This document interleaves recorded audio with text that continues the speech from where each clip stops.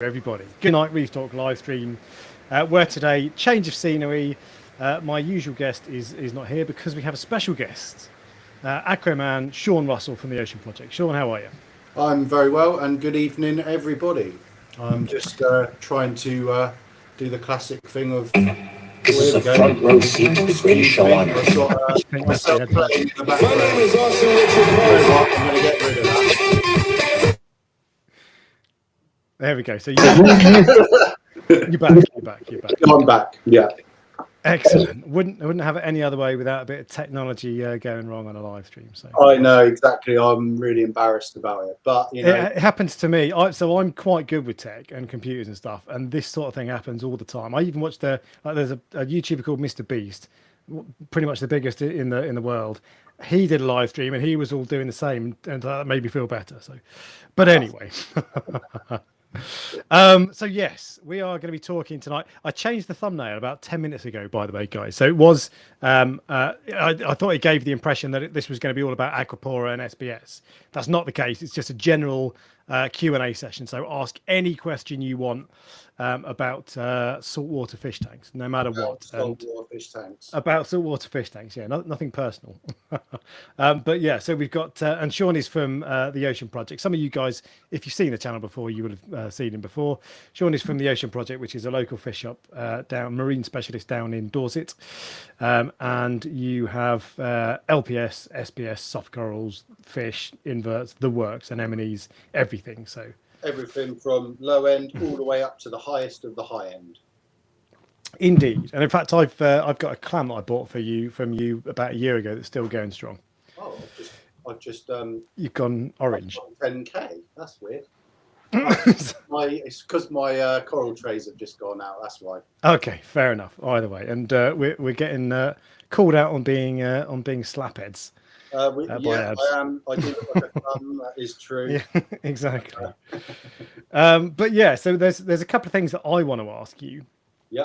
But first off, before I start with my questions, guys, if you've got any questions you want at home, chuck them in the comments in the chat, and Shaun will answer them again on saltwater fish only. Yeah.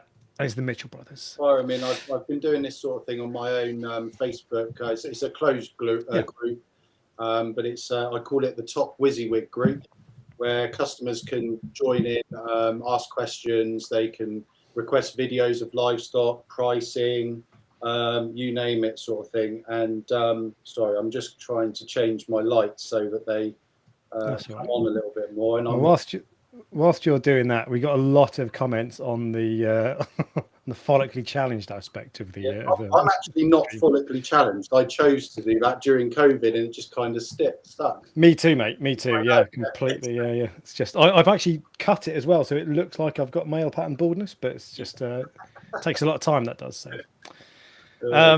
anyway, so. The couple of things I wanted to ask you about to start with before we start taking questions from everybody watching, and this was about ICP tests. So you sent me your ICP test earlier, which I'll pull up on the screen in a bit. So I've just sent off an ICP test a week or so ago on my main tank, just because I put in a new man-made aquascape and I just want to make sure it's not leaching anything. Yeah, and I'm also looking into. I'm dosing manganese. I started dosing manganese. You mentioned this ages ago to me for Goniopora in particular, but for LPS generally, and I started low and I want to see what I can get to, so how long it takes to get to the right level, all this sort of stuff. So my first question for you is about manganese and LPS corals. So what does it do, and is it possible to overdose it? How much do I dose? All that sort of stuff. Tell me what you know. So generally speaking, what I would say, I mean, a brief overview of what manganese is capable, to the best of my knowledge, after speaking to various different people from Triton, is that manganese will give LPS the ability to handle changes in lighting. Iodine does as well, but manganese is just really there to promote the health on all LPS corals, to be fair. It does play a role within sort of like growing Cheeto or Refugium algae as well, macroalgae. So you there's a potential when you start dosing manganese, you might see blooms of algae, but I wouldn't necessarily look into that too much.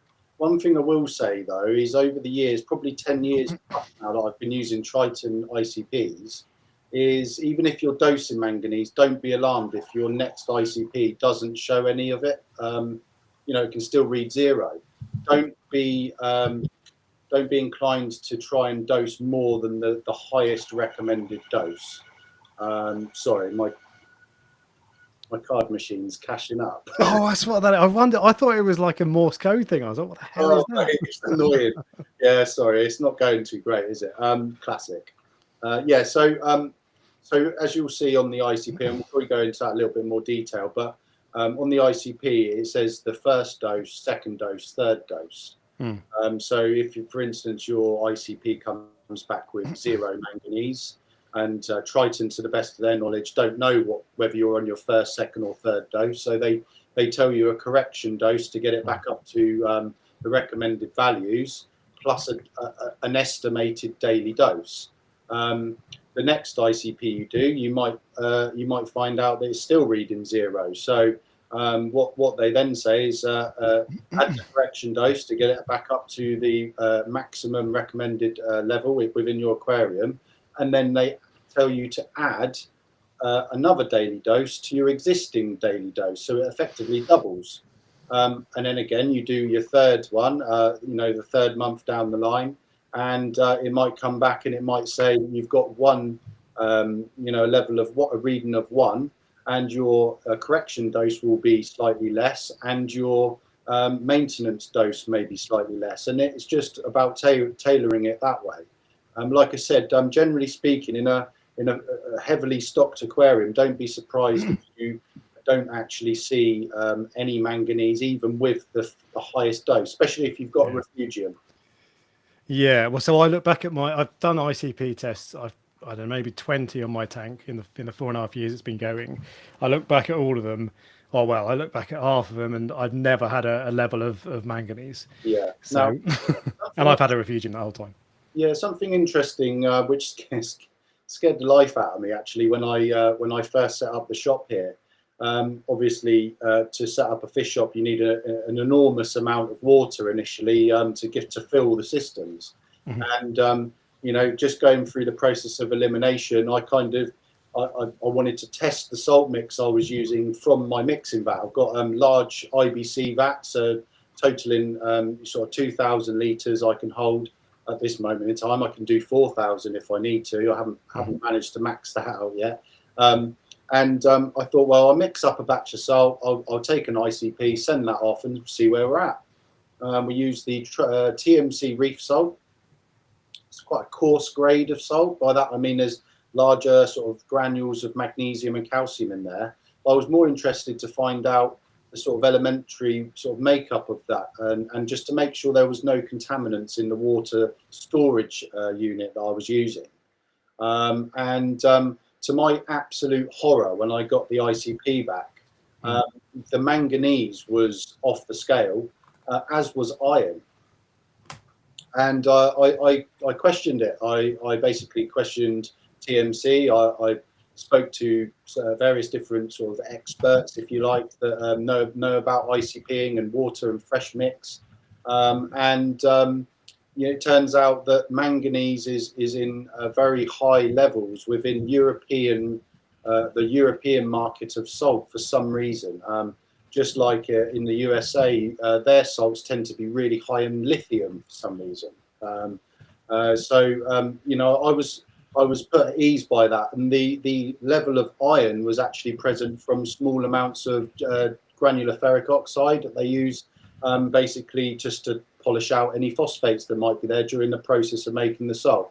So once you kind of understand a few of these little pointers, you can kind of use an ICP as a really effective tool. Okie dokie. So, and yeah, I've only done this one ICP test so far, and the last one I can't even remember when I last did one, to be fair.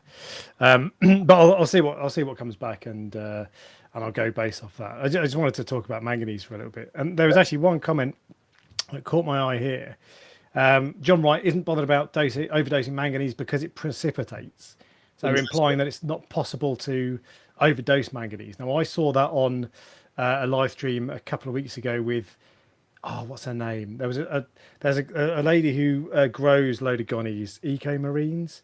She supplied you guys at Laura up at yeah, that's it. And that's, so she said that. I did think that made me think wicked. I don't really have to worry about it, but I still would be cautious on that. Yeah, I mean, news to me. I mean, that's another sort of string in my bow sort of thing. You know, that's I didn't know that. So yeah, brilliant. But anyway, so okay, there were a couple other things as well. Firstly, I'm just going to pop this. I was going to skip past this, but so the live streams aren't for everybody.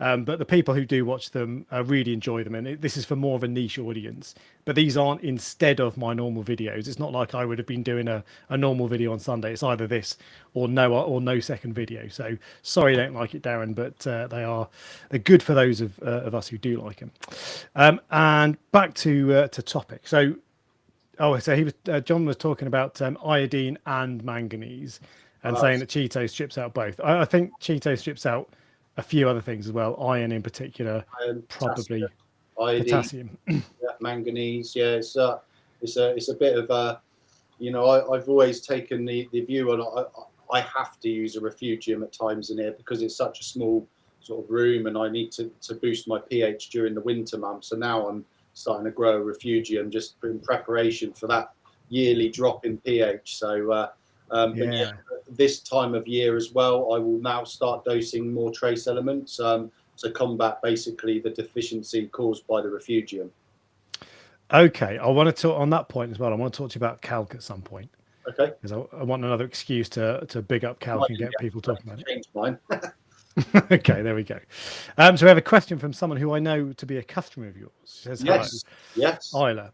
And she says, at what point are bigger auto automatic changes to replenish trace elements cheaper than dosing? Right, okay, not to mention less complex, or is it so basically can you do water changes instead of just dosing? The answer for micro elements depends. I actually know that she's potentially thinking about doing a fish only system, but you know, I for a reef tank, you can't. You'd have to change the water. Certainly, if you had any kind of level of hard corals, stony corals in there growing. I mean, my system here uses the equivalent of 4 DKH a day. How much water am I going to have to change to replenish that? You know, it's going to be a hideous. I dare say, if you were to this was specifically about trace elements rather than major elements, I think. The same thing applies. You know, if you think that there's a ratio for every part of alkalinity, every part of calcium, every part of magnesium, you've then got strontium, potassium, iron. All of those types of things are all being consumed within certain ratios, depending on species. You know, then you've got bacterias using all those trace elements as well. You've got algae growing, obviously refugiums. If you've got one of those, I stand by what Triton recommend, which is to actually not do the water change and instead actually dose it. And since they've just upgraded their sort of the way they make theirs, very concentrated now.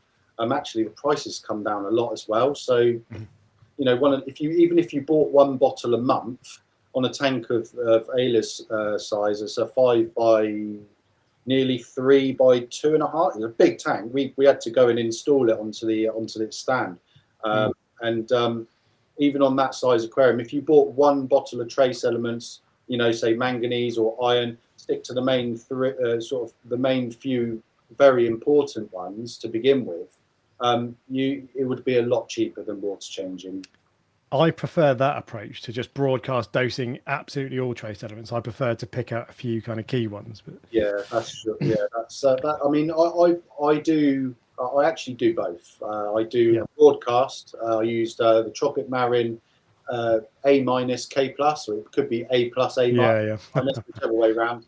And I use that sparingly, and I can up that to double dose their recommended value. But then I go in with Triton trace elements and this and these, and I add where I see fit. So people always talk about listen to your corals and look at your corals to see rather than test results. Yeah.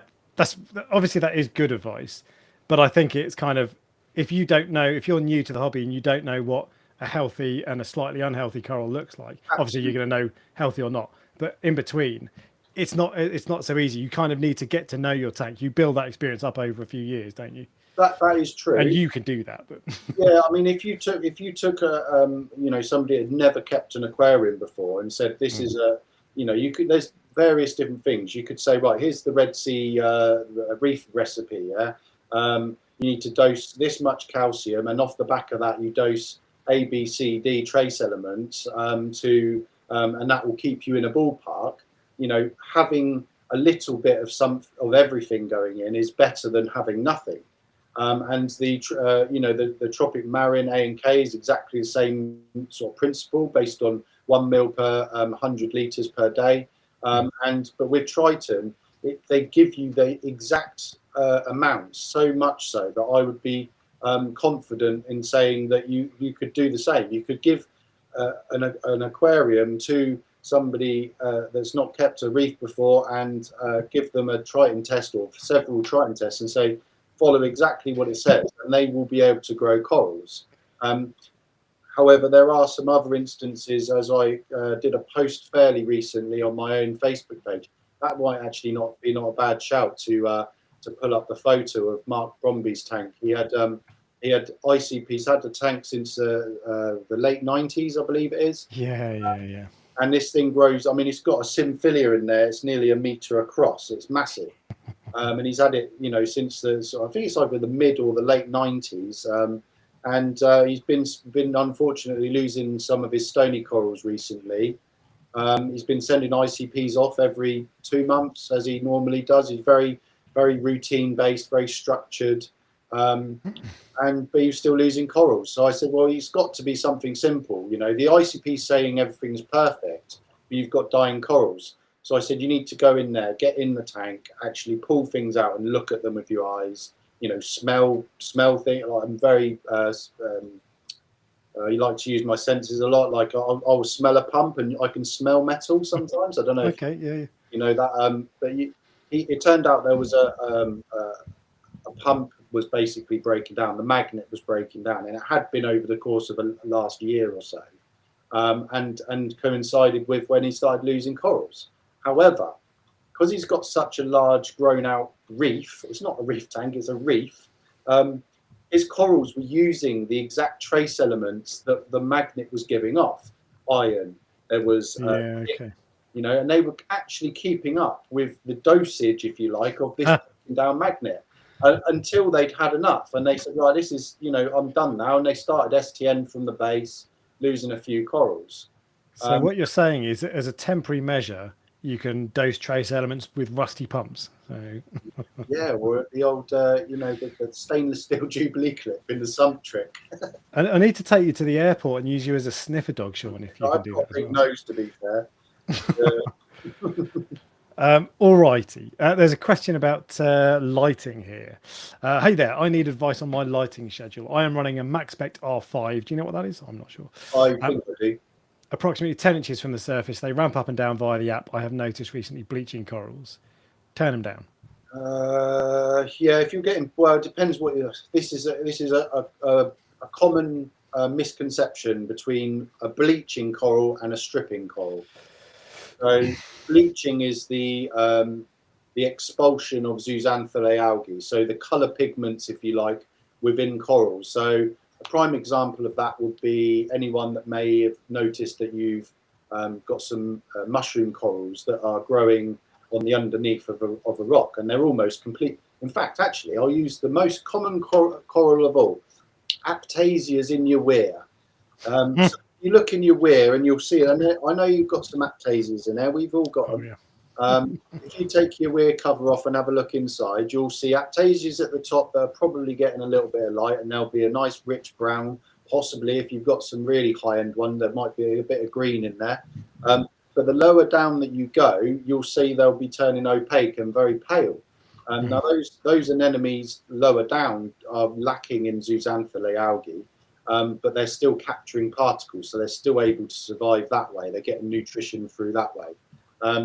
Now, if your corals are stripping, it means that physically there is no we're talking about acros here mainly, but there will be no flesh actually on the skeleton. So it may start from the base, or it may start from the top down. Sorry, I just want to adjust that because I like to use my hands a lot. And yeah, so if I would assume, if you're saying that you've got bleaching, could you elaborate maybe on what kind of coral it is? Yeah, I mean, so the one thing with this question is, the problem with this is that really, I think I can see like your mind working. I can see 10 questions going through your head. Yeah. You want to ask him a load of questions, which we can't really do properly. But Yeah. I think that the one thing with questions like this, people often think the first thing they look to is it my lights? And actually, if your lighting is too strong, then yeah, absolutely it can be. Especially if you've just bought a new light, whack it onto 100%, and you've only got LPS. But people often look for lighting because it's an easy fix. I think natural, really. Yeah, it's often not the case. Thing, isn't it?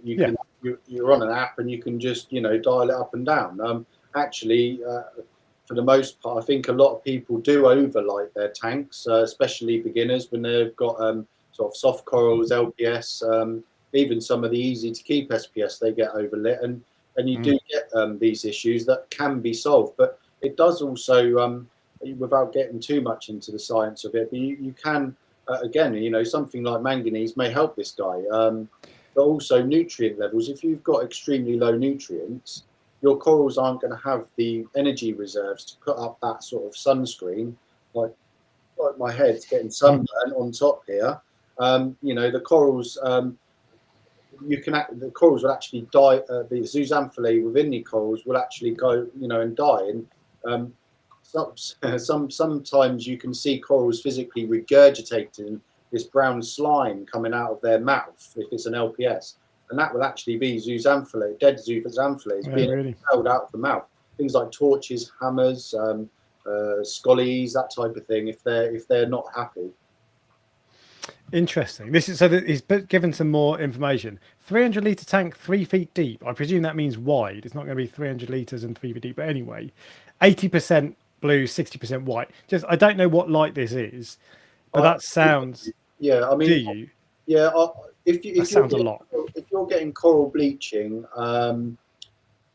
my initial reaction is to turn down all of the whites and reds, and I would just focus on the blues, and I'd actually remove the UV aspect as well until your corals regain a brown coloration. Remember, a brown coral isn't a dead coral. If it's going white, it can go wrong very, very quickly.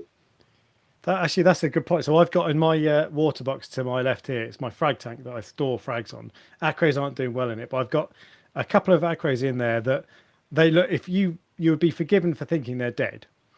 And one of them was almost completely white, but you could still see flesh. And this is the difference you were talking about with flesh and bacteria. It still had flesh. So I left it and I had a powerhead blasting straight at it. So I moved it and moved the powerhead. And I think that's not the only thing, but that's helped it, and it's starting to come back now. Actually, yeah. I took possession of some corals that I've been after for a while. A customer said, "Oh, I've got some of this. Do you want some?" And I said, "Well, yeah. I'll put that in the farm." Another species kind of ticked off the list, Goniopora, which is a low light species, and not thinking about it. Obviously busy shop and everything else. I put it straight in. 350 par, new system, new lighting, obviously way too much light. It's currently white with blue polyps. It's well stressed.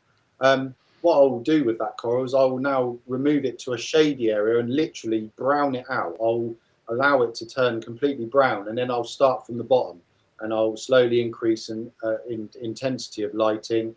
I'll put it through a different routine and just basically edge it back into health. Interesting. So I always move corals to lower light if I can do in that situation, but I would never leave them long enough for them to effectively brown out. How long? Maybe it's impatience, but how long does it take to get to that point? Depends really. I mean, you're looking anywhere from sort of two 2 to 4 weeks, you'll start getting the browning stage. Anything 6 weeks onwards, if it's in really low light, then generally you would tend to maybe lose a bit of their health. Like I said, they have this ability to have an energy reserve built inside them. So I would assume, my brain wise would understand that in the wild, it's not the same schedule every day. You get cloudy days, you get cloudy months, where you've got monsoon seasons and all the rest of it. Sometimes these corals are without the bright, intense lights for weeks and weeks. So, it makes me laugh when people say about, oh, is it all right to do a 5-day blackout on my tank? Yes, it is. So, yeah, I mean, Don't think I'd fancy doing a 5-day blackout. Pretty sure most of your corals already have. If you bought, from a local fish shop, they've been in transport for 3, 4, 5 days. This is very true. This is very true indeed. All righty. John Wright asks, what are the most important trace elements to dose? So for me, the most important ones would be iodine, potassium, manganese, and strontium. Okay, so I'll tell you my understanding of those and tell me if I'm wrong. Strontium makes your coral skeletons stronger. Correct. Manganese we've already discussed. Yeah. What were the others? Iodine and potassium. Potassium makes your corals red. Blue.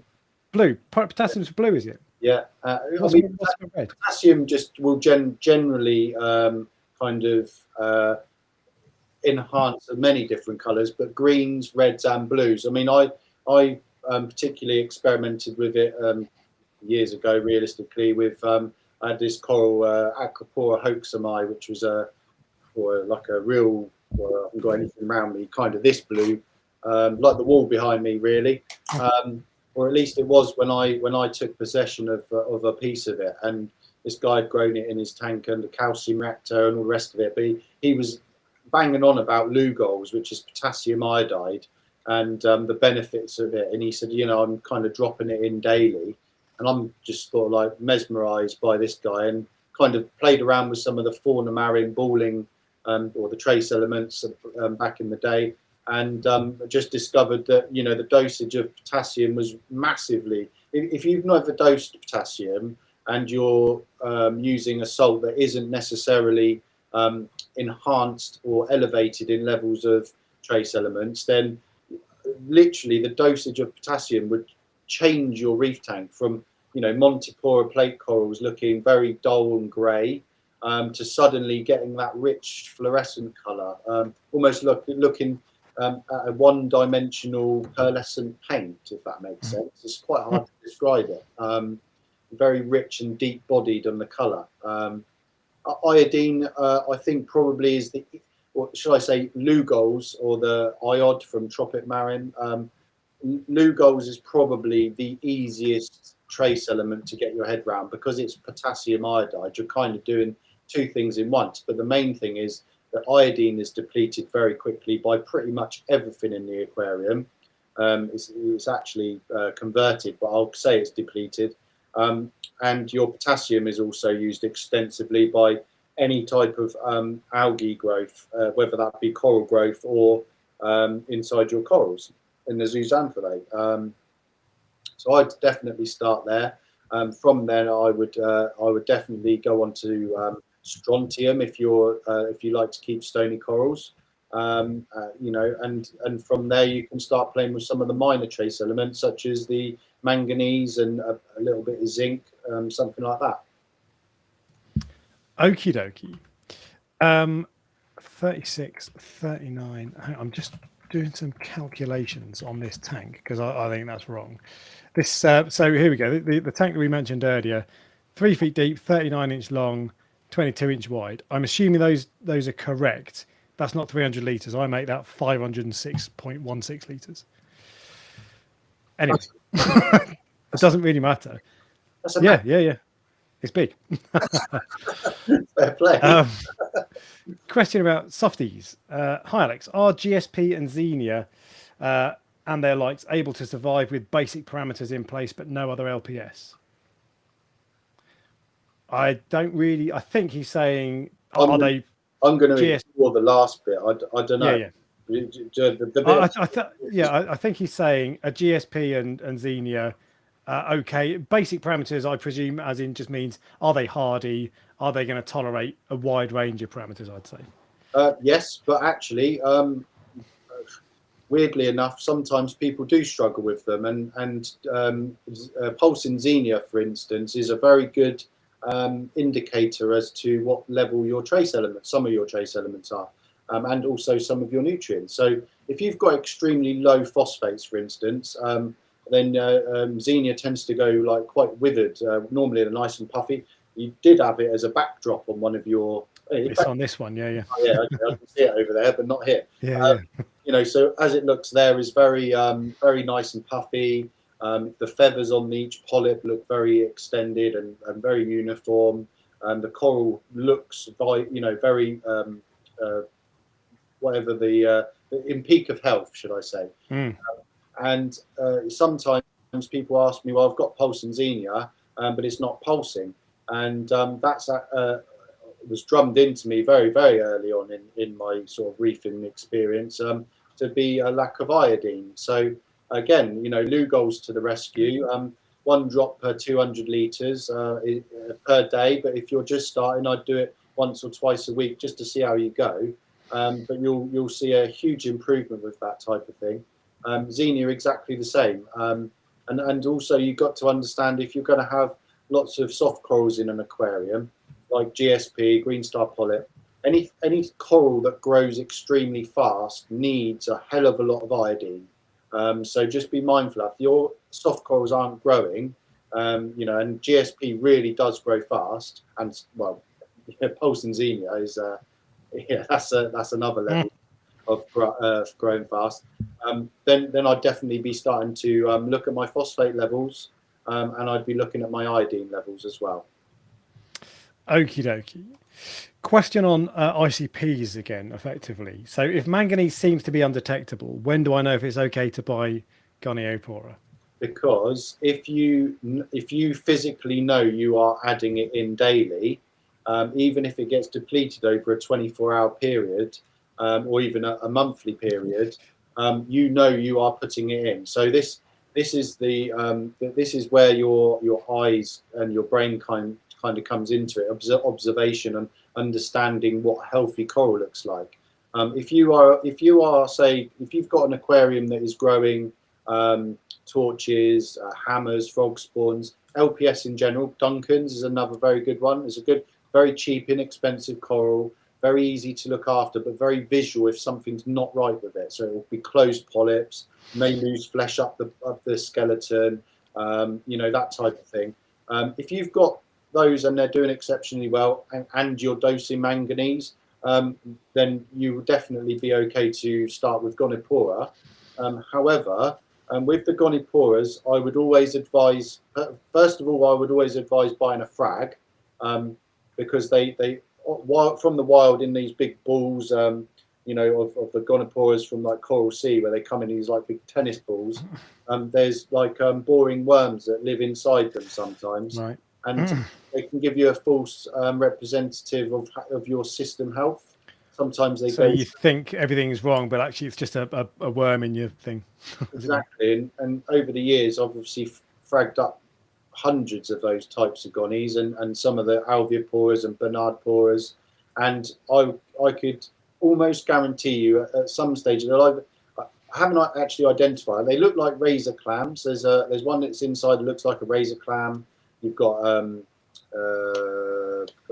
what's the frilly haired worm, bobbit worm type looking things. Oh yeah. And they literally burrow into underneath.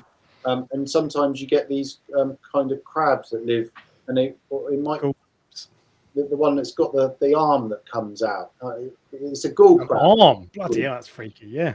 It's like a fan. It's kind of a strange little arm that comes out, and all of those types of animals living inside the goni are boring away the internal part of the goni, so you're kind of screwed from there. But I would also advise anyone buying a new goni to place it as far down in the aquarium as possible and out of as much light as possible, and really acclimate them slowly into your lighting, because they you know, they really do suffer, being, as most of them come from quite turbid estuarial type waters. It's quite murky, not very much light. Okay. All right. And something, oh yeah, that's what I was going to ask. Something came up there. Have you ever cut a scully skeleton in half? Shame to say I have, not for a good reason, though. But so the reason I'm asking is there was I saw a video about someone does this. He cuts the bottom off, so it doesn't cut the scully in half, just the bottom. And every time he does it, more or less, he works in a shop and imports skulls. He always finds some kind of boring muscle in there, so something is bored in. That's what I'm talking about. This this razor clam type thing. It's like almost the shape of a pill, like a capsule pill, and they kind of two halves like that. And sometimes even if you pick up a piece of live rock that's been snapped in half, you'll see these long like trails, and it's them things. I don't know what they are, to be fair. Right. Okay. But they just bury into the theory with this one was that they bore into the skeleton or the base of a scully, then they irritate it so it slimes. They eat the slime, and that's what they do. Oh yeah, fair play. I didn't know that. That's again. That was a Jamie Craig's video as well. He's okay. Yeah. Anyway, all right. Just another reefer. I run a Red Sea lead reef lead 50 on a 2-foot cube at around 65%. Can underlighting a tank cause it to strip? I always find patches of corals and patches on corals, then all of a sudden they fully strip. Okay, so Reef LED 50 is actually a very good light. On a 2 It's not a very strong light, is it? Well, it's not, but for a 2-foot cube, I mean, at 65%. Where I'm going is that seems unlikely, but I don't know. I mean, it's causing it to strip. What coral are we talking about? Patches on corals, then all of a sudden they fully strip. If we're talking about SPS, again, if you're experiencing issues with any SPS, I would always advise somebody to just take away the whites, reds and greens and just let the corals relax under some light that isn't quite so harsh. 65% isn't very intense on a Reef LED 50, to be fair. If it was a Reef LED 90, I would be saying, that on a 2-foot cube, you'd be looking at, on that intensity, probably about 300 par, which is quite high. But yeah, I would probably say with that particular light, I would turn off the whites and try from there, and probably send off an ICP. Getting patches on corals isn't a good sign, so I'd be sending off an ICP to identify whether you've got maybe a contaminant's got in there, or maybe accidentally overdosed some trace elements, or maybe even there might be a fish, actually attacking unknowing to you. Would you say it's unlikely to be light causing that at 65% intensity on a 50-watt light on a 2-foot cube? I would say that's not a leading question. I would. I would. No, it's not going to be that. It's going to be something else. It's difficult to say. I need to know what coral it is. It could be. A patches on a coral could be aquatic flatworms. I need to know more, don't I? It's the classic. Indeed. Tell us just another reefer what corals they are, so we'll move on to the next question while we wait for that. But this guy says, "Hi, Reef Dork, your SPS don't look that nice. Just run-of-the-mill stuff." He's tuned in to say my corals are shit. I like them, so that's all that really matters. There's a couple of corals in your tank that I wouldn't mind a frag of, that's for sure. So I think they are actually. I've got some very nice corals, but ultimately it doesn't matter. I don't care if 1 million people or 10 people like them or not. I like them. That's all that matters. And there are so many people. It's so easy, especially in the world of YouTube and Instagram, to go and look at other people's tanks and say, "Oh, I want those corals and all that." But get corals that you like. Yeah, I mean, I like any coral that I can grow big and look as natural as quickly as possible. I'm in. Happy days. All righty, Osman 31982. I accidentally dosed phosphates. Went up to 3 parts per million. Did some water changes, but luck would have it. I am using a new salt with pretty different parameters. It's down to 1 parts per million. What's your question? Hang on. Phosphates. Should I let it ride and naturally process the rest? Can you go back to the first bit so I can read what the last bit? Nah, Yeah. one ppm is high. That's really high. I mean, I've got some pretty high phosphates at the moment, but that is, I would be definitely. So you've got to be quite careful with this, right? So when you've got really high phosphates, obviously your initial reaction is to do loads of water changes. But if you bottom out your nitrates as well, you are going to be in a world of trouble. So what I would do is I would buy a nitrate increaser. I recommend the Nios Nitrate Plus. Mhm. And I would dose 1 ppm a day as worth. It's all in the bottle. And I would continue to do water changes regularly to flush out the phosphates whilst maintaining a level of nitrates. So you don't want either one of those to bottom out. Otherwise, you either end up with cyano or dinoflagellates.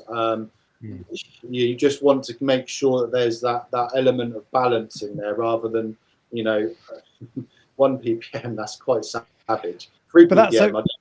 That is savage. If your salinity was way out, it would be better to change it slowly. But with something like phosphate, I feel like, and tell me if you don't agree, I feel like, and if this guy's phosphate was still 3, I would want to get that down quite quickly. So do you think that? Well, I put it this way, right? Most normal fish shops, yeah, they would.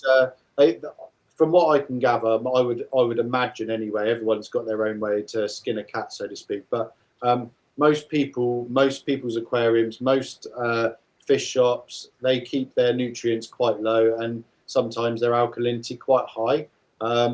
You go and buy a coral from a shop, and you then take it home and you put it in your tank, and just like me, you've got really high phosphates, and your water parameters aren't necessarily all in where they should be, or why doesn't that coral die? And that side of it, I think a coral just wants to go back to doing what it wants to do, which is grow and be happy. And if you can get those parameters back as quickly as you can within certain time frame, I think actually you can correct something before the damage gets done. Okay.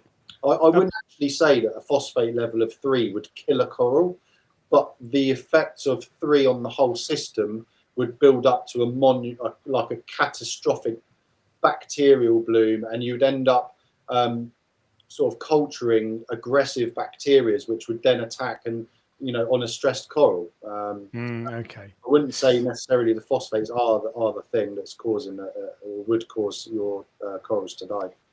But from water changes, I think you're saying still do it slowly. From 1 part per million, still do it relatively slowly, or like water changes every day or once a week, or.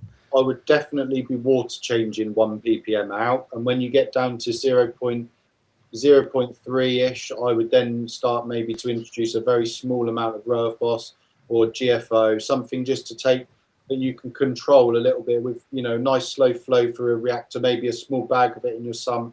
And that will then that last stage is the most important bit, rather than a drop from 2 to 1 wouldn't be as bad as going from 0.1 to 0.02.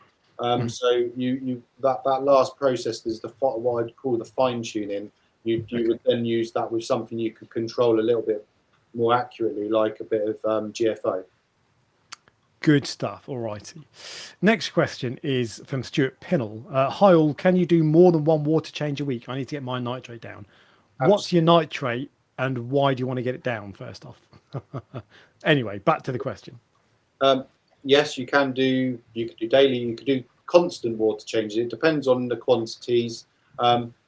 What you don't want to do, which I've literally just touched on, is you don't want to bottom out one or the other. So if you're doing lots of water changes and your phosphates bottom out, but your nitrates are still high, you don't want that to happen. You need to dose some phosphates to be able to, or feed your fish more. You could do it that way. I dose it because it's a bit more controlled. I know that if I put it in there, it's in there, just like trace elements. That was a weird noise. Don't know what that was.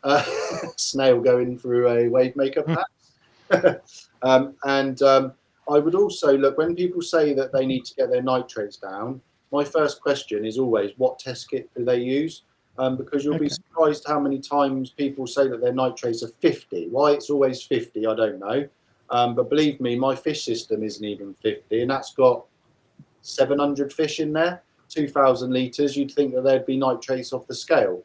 But sometimes inaccurate test kits are to blame here, and you kind of think you've got an issue when you actually haven't. So I would definitely ask your local fish shop, even if you have to put a couple of quid in the charity box or give them a few quid to do it, just ask them if they can clarify with their test kits and make sure that they are using a professional grade of test kit.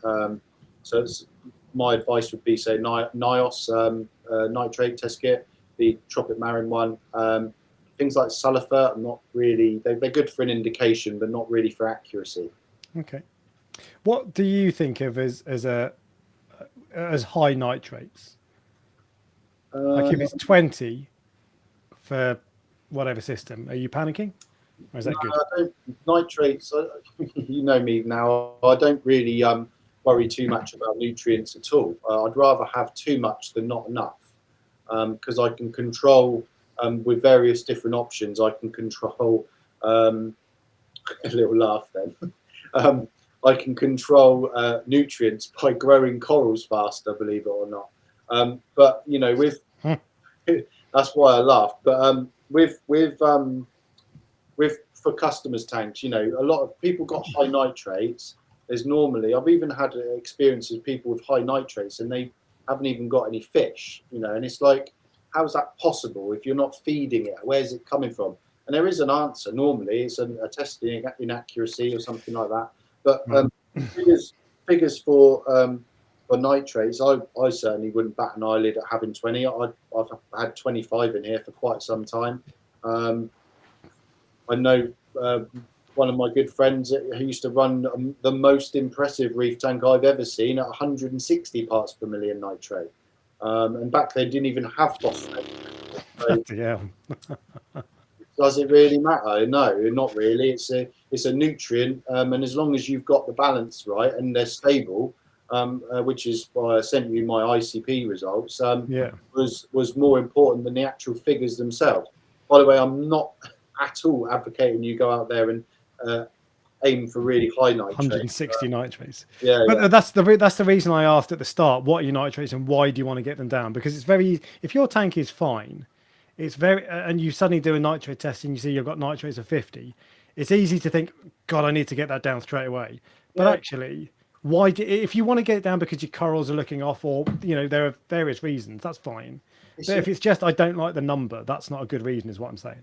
Yeah, I agree. I agree with that. I mean, the nitrate might be there for another reason. Like, it might not be that you're overfeeding your fish or you've got too many fish. You might have overdosed with nitrate. Like, weirdly enough, you may have messed up somewhere along the line with that. I did that.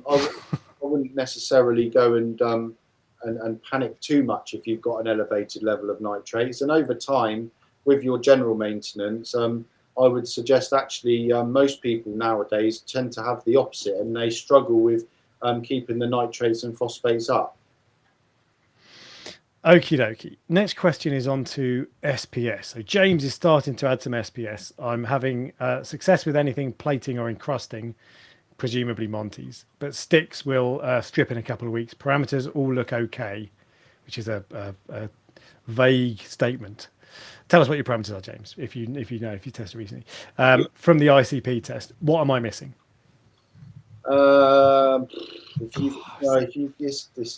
This is quite difficult, to be fair. But the trouble with this kind of question on this forum is that you need to ask a load of questions. Ideally, I'd like to see that tank. How long has it been running? What's your source? There's a million questions. There is. I think the answer to this is there's no magic trick to keeping SPS corals. It's not like to go from LPS to SPS, you need to suddenly change one or two things. And the fundamentals are generally what all corals like. Do you know what? The only thing I would say on that is, generally speaking, fast-growing corals they just don't come from the wild anymore. Like I don't even know the last time I've been into say TMC and seen a wild colony of stylo. People just don't buy them. There's no need. There's so much of it in the UK growing. Good. Yeah. That it just doesn't need to be taken from the ocean, which is fantastic. And the same goes for like Montiporas and Hystrix, bird's nest, that type of thing. The only thing that I would say on there that there is a very, very high possibility, in fact I almost can guarantee it, that the plating Monties or encrusted Monties, that type of thing that you have got, have either come from somebody else's tank or the local fish shop is growing it themselves, and that would mean that they are so much more robust and sturdy. However, I don't know if you've bought some freshly fragged Aquapora tenuis that need months to acclimate to aquarium life in multiple different ways. There could be an element of pests that have come in on those particular corals, and just the overall stability of your aquarium may not be good enough for Aquapora and sort of branching species of SPS, whereas your Monties are used to it just because they've kind of adapted over years and years of being in aquariums. Okay, fair enough. Well, so there's a number of things there, but I think the main thing is if you're buying wild corals, save them for later down the line and get absolutely homegrown frags. Warren, 22 inches, not 32. Yeah, that makes a lot more sense. I believe you now. Sorry, I'm not telling you your tank's not the size you think it is. Anyway, yes, thing is with GSP, Xenia and Gorgonians can release toxins. Hang on.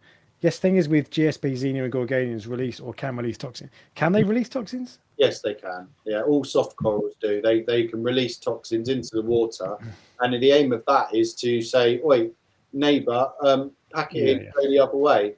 And what you'll find in and it's one of the hardest aquariums actually to manage, as from an aesthetic point of view, is a soft coral only aquarium, because you've got Beryl over this side, he's having a Barney with Cyril over this side, and he's firing chemicals over.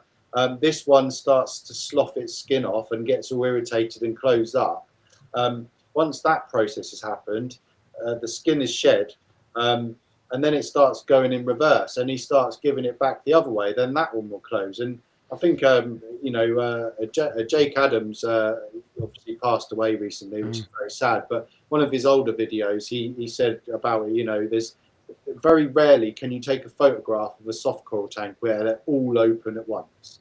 There's always one sulking somewhere, and it's this chemical warfare. And in that kind of scenario with soft corals, I'd always have a few tablespoons, depending on the size of the aquarium, a few tablespoons of activated carbon in a bag, just to try and help that process and eliminate take a little bit of strain of that off the system.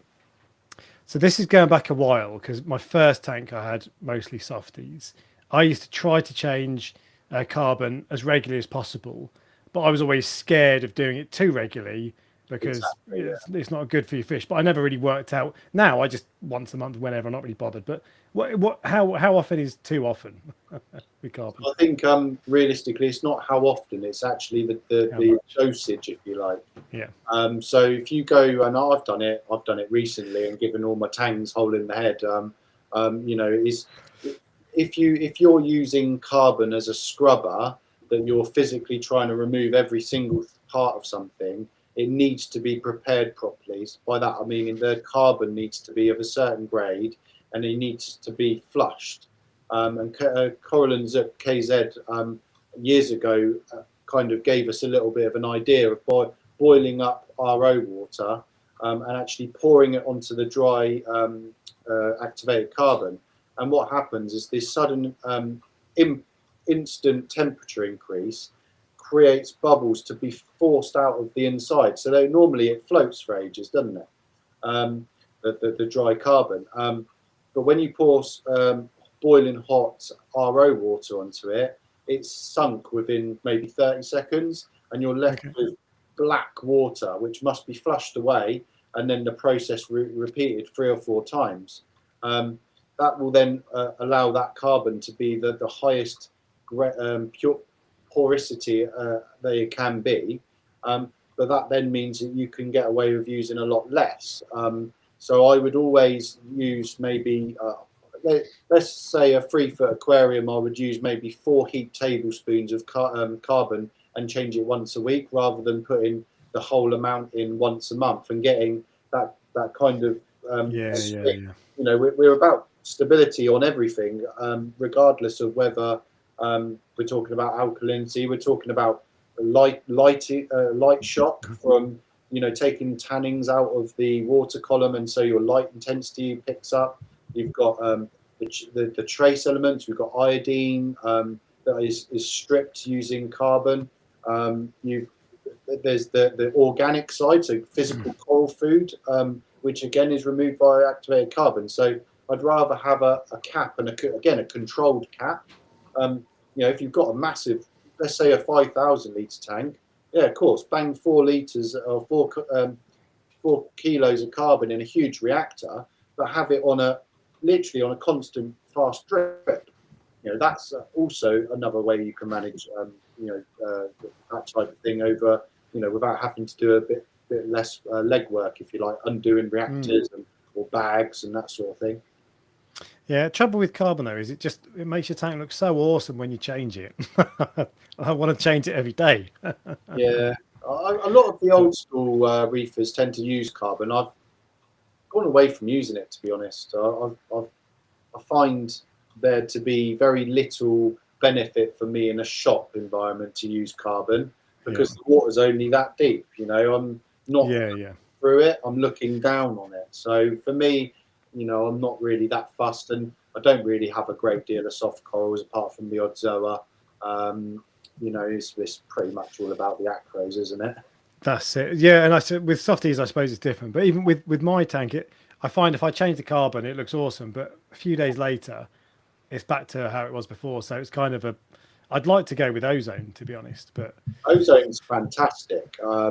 Problem we've got now is I don't believe Tropic Marin really make them anymore, and it's kind of finding a supplier that would be able to supply a hobby grade one. You know, Sander do one, which I believe. I was going to say that, yeah, they're available. Excuse me, but you know, there's. I mean, I've got the big Sanders, and they're massive for commercial things, and it's something that I aim to actually run on my system eventually. A bit more for the polishing capabilities of it to allow a little bit more par. Yeah, that goes. Okay. Can you get Sander ozonizers in stock?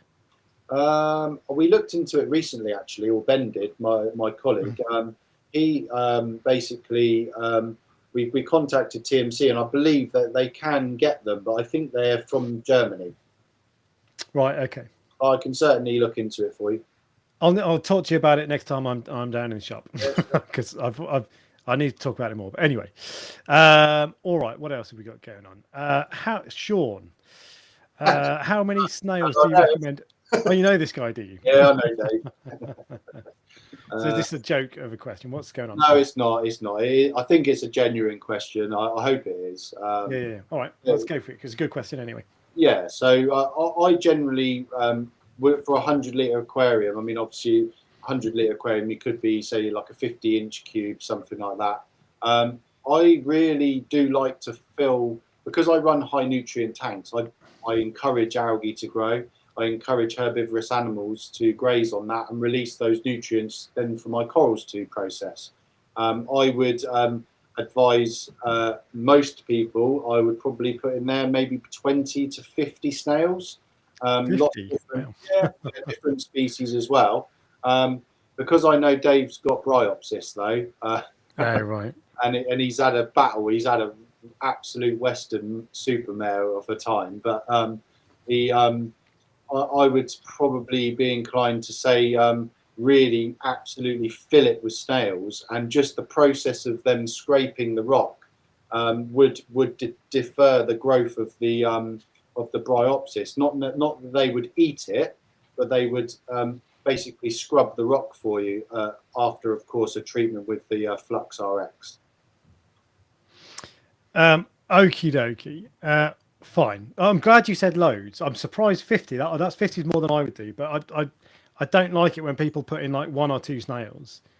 Yeah, I mean, there's I've recently taken on two new members of staff, Okay. and Lex is a guy that works in the shop he was in today, and he's worked in he's currently studying at Spa Shop as well, but he used to work at Maidenhead Aquatics, and you know he's got a little 52-litre nano tank, got a bit of hair algae. He said, he's clued up, but he wants to know the top way, shall we say?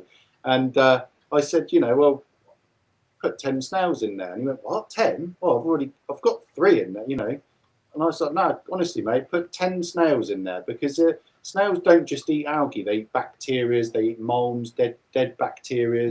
There's always food in there for them to eat. And especially if you keep your nutrients where they should. I mean, we clean our glass here probably once a day, once every other day at the very least. Because we start to get a build-up, and there's 400 snails in there. Yeah, okay. So there's always going to be food for them. They're not going to starve. So I would just keep adding them, or you buy some trochus snails and they'll breed, no doubt, and you have their own little farm. Baby snails. Yeah, I've got a million. They clog up my Clarice. Had to get rid of the Clarice partly because it gets clogged up with all sorts of things. Dinoflagellates. Everyone seems to be getting dinoflagellates these days. Opinionated people says. Why is that basically? Dry rock. What is it? It's basically a back of biodiversity, and if you imagine rock as a plot of land ready to be built up on, dry rock is basically some prime real estate for anything that wants to snap it up. And live rock, going back, live rock is already populated. It's like, you're going to have to fight me off if you want this territory. And with dry rock, you've kind of got to start from the beginning. And unfortunately, a lot of people do get it wrong, because not because they're not sort of listening to advice or anything. It's just that they don't fail to stick through with the routine of regularly dosing good bacteria. Make sure that you are testing your water as often as you can. If you do it daily, then great. But keeping those nutrients elevated, keep the good bacteria going in, phytoplankton, and start the building blocks of life right from the bottom. Copepods, really build up a level of sort of biome all over those surfaces, rock, sand, even your glass. And dinoflagellates will then not be able to compete with that. So they tend to go away. And my kind of view on this, and there's lots of different ways. I mean, I remember BRS TV actually advising people to do more water changes and reduce your nutrients if you had dinoflagellates. I mean, you normally get dinos because you have no nutrients, or a drop in phosphate suddenly, or something like that. I actually think a big part of it is basically low nutrients and not enough bacteria, not enough of the right bacteria. Yeah, and it's certainly more common. I had it on my water box. It's quite easy to get rid of it in that situation. How did you get it? Well, so there are a couple of things I did. Firstly, I've got a load of live rock, Australian live rock, but it's under there's a frag rack, so I've got egg crate over it, and most of the dinos are on that, so I threw it away and put in some more. Okay, yeah. But I also ran UV into and out of the display tank itself. Yeah, my nutrients had bottomed out, so I was dosing nitrates to get them back up. Sure. Although actually I overdosed and ended up with about 30, so I had to back off. Yeah. What else did I do? There were a couple of other things I did as well, but those were the main things, I think, and it sorted it, and it went away quite easy actually. And what sort of time frame did it take for you to for that to change around? 2 or 3 weeks. Yeah. And then did you maybe a little bit longer than that, but not much longer. Yeah. So I find similarly. I think I was lucky, in particularly because I could lob away the egg crate, and that's where most of the light was. Yeah. I did have it in my main tank, and it lasted, I can't even remember now, maybe a few months, a lot longer. It's harder. Yeah, it seems to be so common. It's really, really annoying actually, because it's I would actually say probably the number one cause for people getting pissed off with their tanks is Dino at the moment. Yeah, you know, dirt. it's an absolute. If you so I think I got lucky with it to a degree, and in my main tank it was a couple of years old when I got it, so it was easy to fight it off, I guess. Yeah. But if it's in a newish tank, it can just take over, can't it? It's Yeah, yeah, absolutely. yeah, it's a pain in the ass. What else have we got going on? Diraj says, is it possible to have non-aquaculture direct from the sea? So wild corals survive in an aquarium, mostly hammer and Goniopora. If yes, how? Well, you were talking about wild gonies earlier. If you're getting big wild tennis ball sized Goniopora, Yeah. that's a big old tennis ball, So then you- yeah. No, sorry, finish. Yeah. But my view on this is that wild corals are more risky than captive bred corals. They Captive. are. But that doesn't mean you can't keep them. No, that's but, right. I mean, you know, there's a level of depends what you want or what you're expecting. You know, even me, if I was to buy a load, I've just taken delivery. I think it's 125 maricultured acros. So they've been fragged and then regrown in the ocean. Those are still considered to be some of the most riskiest times that an acro can transition from or a coral, should I say, into our aquariums. However, because they have been fragged and they've been regrown and they've moved into a different condition within the ocean, they've already started the process of that instability and learning to accept that. So they are already quite up for the task of living into an aquarium. When it comes to something like a hammer or a goni, the most important time is when that coral then enters into a local fish shop and they're fully inspected and made sure that there aren't any pests on there. You know, some shops will be open. I like to be open with my customers and say, look, you know, look out for this type of pest or this one. I mean, over in the quarantine, and this is the joys of having the quarantine system, of course, but over in the coral farm, we've got the most beautiful Holy Grail torch that we got recently, absolutely smothered in euphyllic eating flatworms. Oh, he's on a mission. Let's talk about it whilst he's not there. Keep talking. I just can't hear you, but there you go. I'm back. Sorry, I lost my headphones then, but I'm back now. I think everyone else could still hear you. It was just me. Yeah, we were calling you names whilst you couldn't. Yeah, so I was just saying basically the joys of having like a quarantine system and an observation on newly purchased corals. Yeah. You know, things like gonies and hammers and torches, those types of things. The number one thing, I feel like I'm repeating myself here, but the number one thing I would definitely do with that is make sure you dip them at least 4 times in quick succession. So once every 4 to 7 days, dip them and re-dip them. And I would also try a few different types of dip, including reef primers, potassium chloride dip, which is very, very, very, very effective. Lot of effort, I would say, that is. And I think most people, I'm not saying that, I think what I'm saying really is I think most people won't do that. But yeah, I mean, yes, and that's kind of why I've taken on the role of doing that, because I want my customers to be happy and have that success. Also, I like to nerd out a little bit on any new. I found a really cool slug. It was like a black sea cowrie, but it had a bumblebee snail shell. Oh, really? And I wasn't really sure if I should be touching it because you know, the word cone shell springs to mind, but I don't know what it is. Oh, yeah. But yeah, pretty cool. Cone snails are toxic. Like you can die from a cone snail, or it'll do you no good, right? Well, I literally researched it earlier today. Unless I'm mistaken, it is the most toxic animal in the world. Oh, really? Yeah. But people say that about stuff all the time. It's like zoas are supposedly the most toxic animal in the world, and all that. But nonetheless, you don't want to eat a cone snail. No, you don't want to be stabbed in the eye with one. No. No, indeed. All righty. Opinionated Reef says, I don't believe Dinos is caused by low nutrients. They do help, but are not the cause. So what I found in my personal experience is that that's been the trigger. Yeah. Rectifying low nutrients and getting them back in the perfect balance doesn't fix it.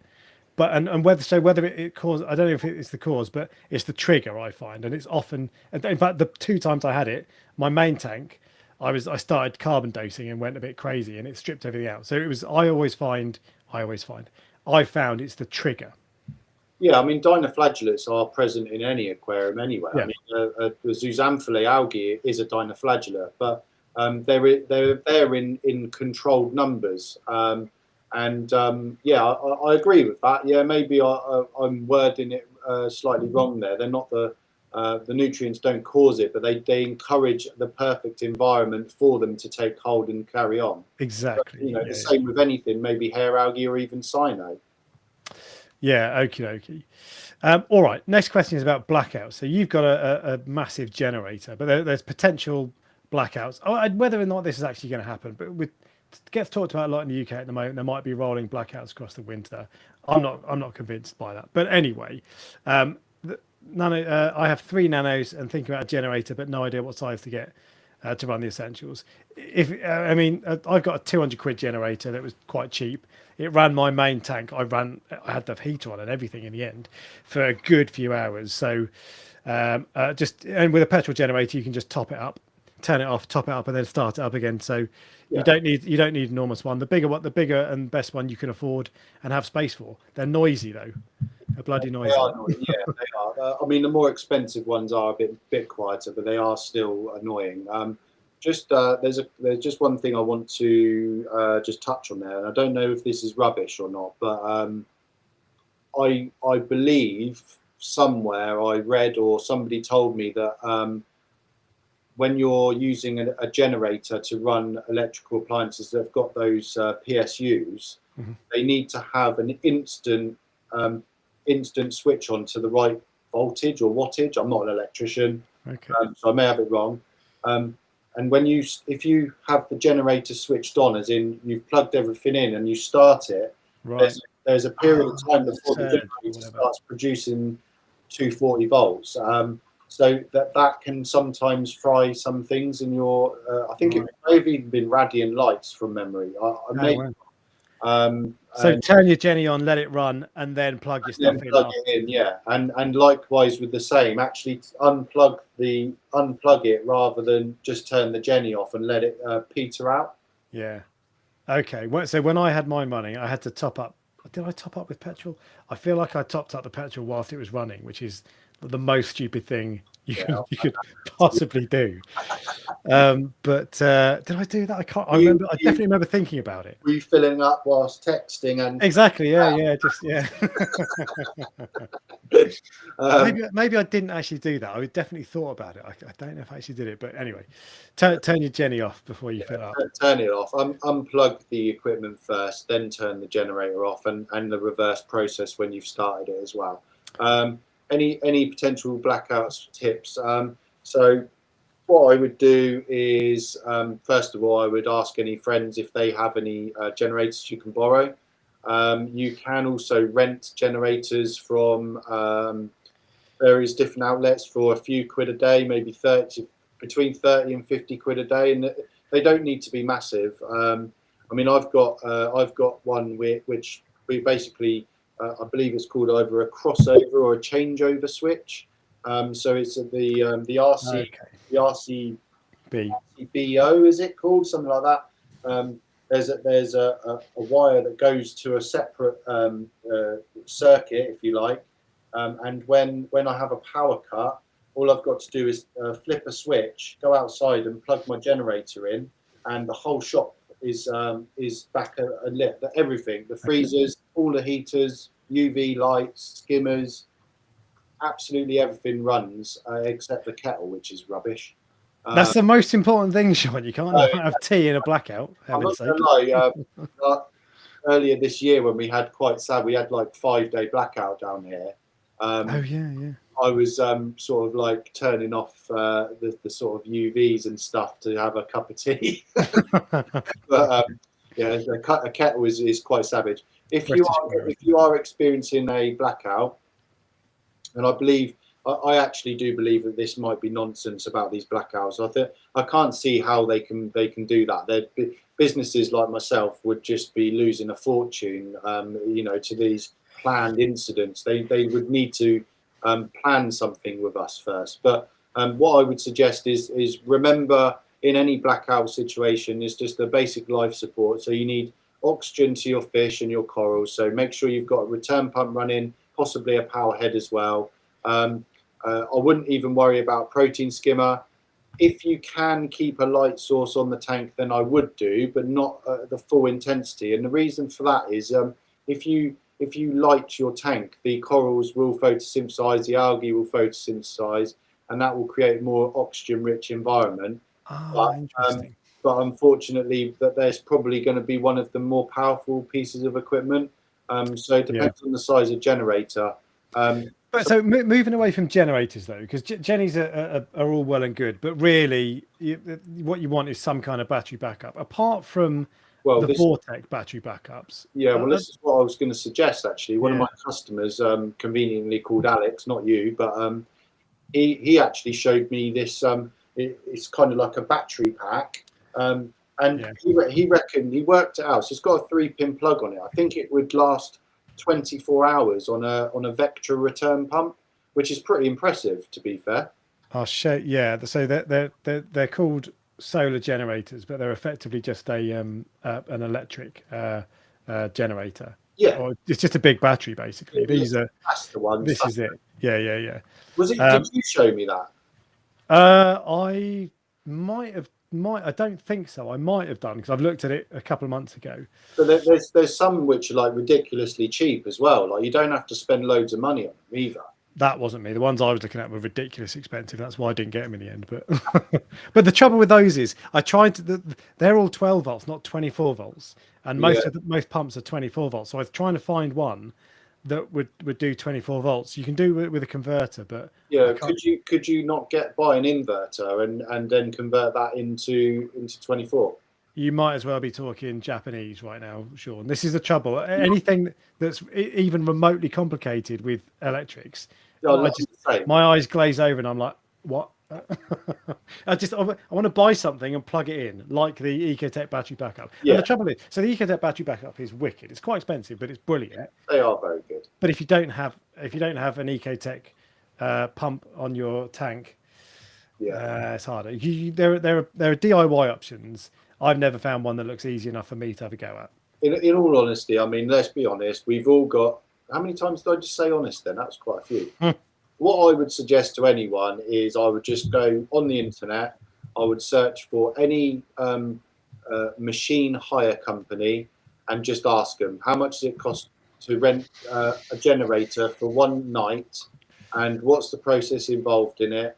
And I would aim for most people's aquarium something around 2 kilowatts, which would be a nice little small unit. It would go in the back of your car, and just borrow it. I mean, I don't want to make a big thing out of this, but I have got one here exactly for that. I rent it out to people in the event that I don't charge people. I just say, take it, fill it up with fuel when you bring it back. It was a really expensive one, which I've had for years, and I've hardly ever used it. But it's there in case. But it's one of those things that I think people should prepare for. But I don't honestly think that it's going to happen. No, I really hope not, for sure. Okay, fair enough. So we'll move on from that. What else have we got going on? Bare bottom. Can I just pick a fault in this whole live stream, because it's quite you spelt my name wrong. What have I? It's 2 L's. I put 2 L's, didn't I? I changed it like 10 minutes before the stream started, and maybe I got the typo. No, it's double L there. You're talking rubbish. No, I can on my screen it's 1. Double L. Look at that. I think maybe it's our screen that nobody else can see. Anyway, my apologies. Bare bottom. Hi guys, I'm planning to go bare bottom in my tank. Really love the look of sand, as do many. Yeah, I love the look of sand as well. This has got me wondering about epoxy sand beds. I don't like them personally. Do either of you have any views, good or bad? I have views on them. It's going to end up looking dirty anyway. How are you going to keep it clean? But I've never actually, I've never had one. I've never had one. I've always got. I prefer to have a clean bottom.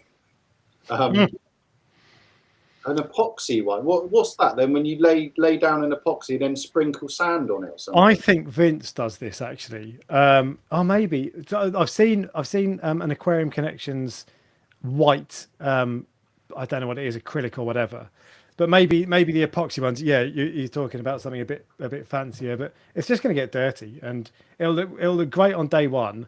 6 months later, I think the best thing you could do if you're going to, if it's a new tank, which it's not clear whether it is or not, what I would suggest is actually getting some either white or black vinyl and vinyling the underneath of the tank, because that will be, a glass surface will be a hell of a lot easier to keep clean with a scraper, and also will because of the texture of glass, which is obviously very, very slippery, over the texture of maybe gravelly. In my mind, I've got this image of what it looks like, but the less friction means that the detritus is going to stay suspended more. However, I could see a potential benefit to having effectively like a synthetic sand bed glued to the bottom of the tank, if that's what it is. I suppose it is. Actually. You could grow corals on there, so it's more real estate, and that would be really cool. You know, you could have, maybe some encrusted montes where they're not going to come to any harm. You could really grow them big, but they're not going to attack your main aquascape. Or, you might want some GSP or maybe chalices or cyphastrias. I could see. I wouldn't personally discount not having it, but I'd probably have a bit more think about it. If it's ultimately it's whatever you like, and you should always do what makes you happy. Personally, I think that sounds like more hassle than it's worth, and I would either have a sound bed and put up with the dis benefits, or have no sound bed and just put up with how it looks. And I think actually after a while, you won't notice the sand missing. I find even like I've got purple birds behind my tank, which I still get mocked for regularly, of course, but I don't even see them. It's like they're not there. So after a while, things go away. So I personally wouldn't bother. It feels like more effort than more trouble than it's worth. But but find someone who's got one and get a real life experience. There must be someone on a forum who's got one, maybe in America. I'm actually seeing what he's on about. What was his name? Sorry, I can't. Gouldy 39. Maybe if you could send me maybe some photos to the Ocean Project Facebook page, and I wouldn't mind having a look and see what you're on about, because I'm actually just about to set up another tank in the shop here, and it's going to be an SPS display and no sand bed. So if it is a good alternative, I'll have a go with that. Actually, I like the sound of it personally. I know you've obviously just said you don't think it's going to be that great, but I think that gives, any time that gives me more real estate to grow corals on, I'll grow corals on it. Absolutely. All right, Peter Lynch. Aptasia getting out of control in my Reefer 350. Tried a few things. Contemplating a copper band. I know. Is it an even worse idea because I have a yellow tang? Yeah, it probably is. So first things first,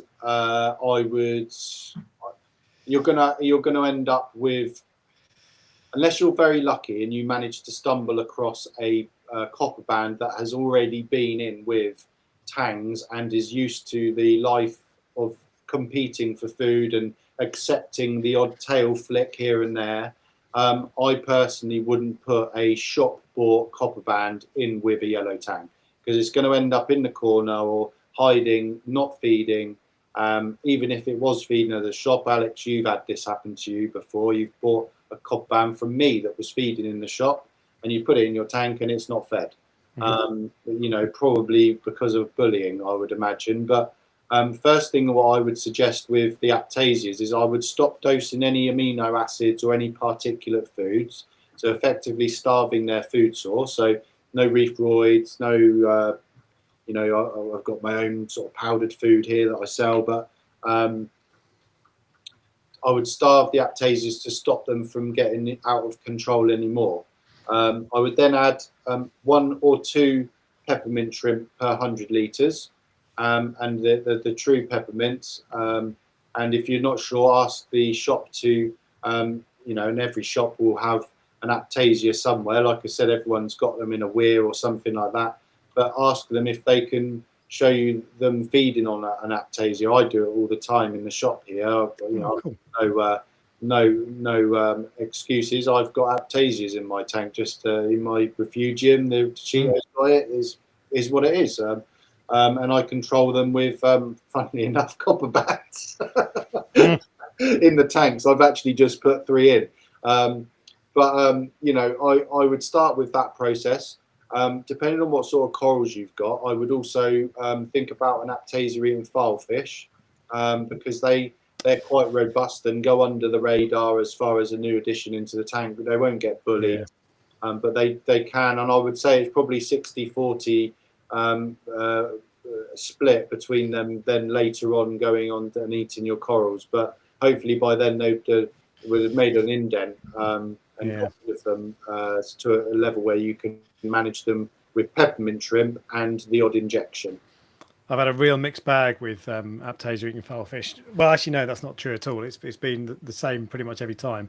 The one time I did it, it worked really well, and he started demolishing all the Aptasia. But then he started going for my corals. The other time, he didn't pay any attention to the apps and went for started pecking weirdly at polyps on my Montes, my branching Montes. Yeah. I mean, it's a weird one. I mean, I've actually they're worth the risk, though. I would say worth a crack. You know, the odd polyp on a coral isn't going to kill it. No, and so it took me a couple of weeks to get him out. He didn't kill anything. No. So, but I wouldn't copper band. I had a purple tang when I got my most recent copper band that is still okay 2 years on, and the purple tang was battering him. I tried putting a mirror up, and it was just stressing the purple tang out, and it was battering the copper band, really chasing him. The aggression might have passed after a week, but it was too much. So I pulled the purple tang out, and that was. I feel like you have to make a sacrifice if you have to make sacrifices with a copper band. Absolutely. One of which is don't keep it with aggressive fish. Other is feed an absolute ton of food for a couple of months. And there's an element as well of the sort of the stages in which you can add a copper band. So in my opinion, and it's kind of a bit backwards as far as like a fish keeping perspective, but I think that if you want a copper band and you're expecting to have an outbreak of Aptasia like most people do, or maybe you just like copper band butterfly. I mean, they are beautiful as well, but I would suggest putting a copper band in before the tang, making sure that the copper band is feeding in a unique way. As we saw, as you know, Abbas is a good friend of mine, and he's made that little contraption. Yeah. Get the copper band basically feeding out of the palm of your hand, but in a unique way that it knows it can go to that area. You know, fish are creatures of habit, so they will get used to certain things.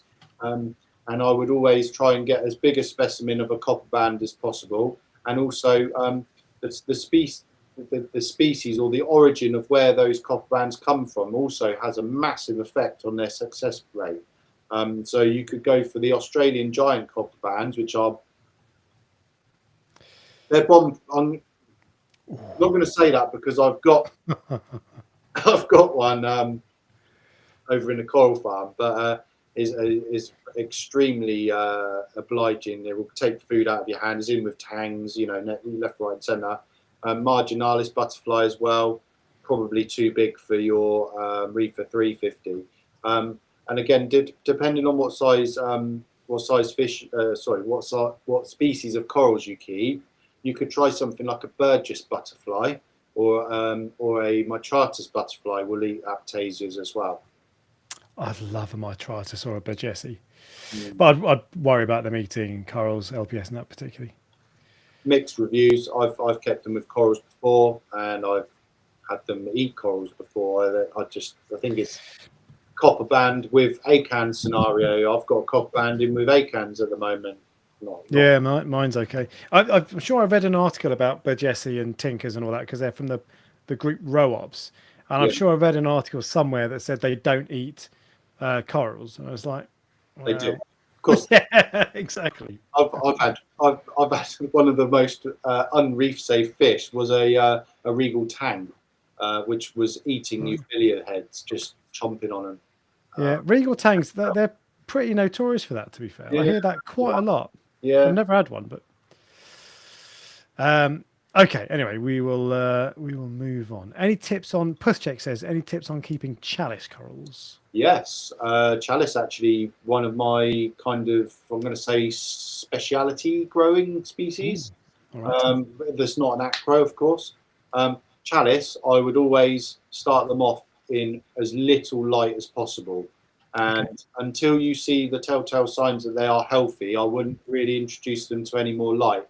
Try and keep laminar flow. By that, I mean just in one direction. When they actually culture these, in large proportions, they do it in raceways where the water flows basically on like an angle, and the water trickles over. Well, trickles, it's angle, so it kind of flows across.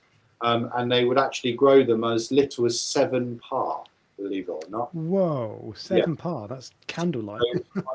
Exactly. So start them off extremely low light and regular feeding, but only at night times. Keep them well spread apart and know your species. So, for instance, the Hollywood Stunner Chalice is an absolute to keep. A piece of coral that round could have sweepers that long. So you need to be mindful about the placement of them if you want to keep them with other corals around. I mean, then there's other ones which have very, very, very short sweeper tentacles. So I've got one with short sweep. Well, I don't think I've never seen sweeper tentacles. Doesn't mean they're not coming out at night, of course. But it's I got it from Abbas. What's it called? It was a WC Stellaria Chalice. Yeah, so on my website I call that the Greenham Common Stunner because I got it. Greenham Common Stunner, but whatever. It's a really nice coral. Yeah. But I was moving it around the other day. I put it on my frag rack next to a staghorn acro. Yeah. And I was like, oh, I know I've got to move it. I'll move it in a minute. Came down the next day and the staghorn had stripped basically. Yeah. And even just touching it, and it was like, oh, I should have just moved it straight away. But it was only a little frag, so it didn't really matter. But they're aggressive as hell, chalices. I feel like they're one of the most aggressive corals you can get. I think the order would be Lobophilia, which has now been reclassified to something Pachycepta or something like that. Yeah, I can. Yeah. Then Chalice, and then something. They are savagely stingy. But they're very nice. Do you find so? Because I think chalices, as a lot of corals are classified, are called chalice in the hobby, but aren't. Do you find chalices are okay to live next to each other and touch each other? No, I've never tried it. No, not really. I mean, again, it depends on the species. So there's chalice corals are collectively, but there's like Oxypora. You've got there's loads of different these subcategories or whatever you want to call them, whatever the scientific name or word is for that, genus or whatever. And so if you had, for instance, a Hollywood Stunner, which may cost you 30 quid for a frag.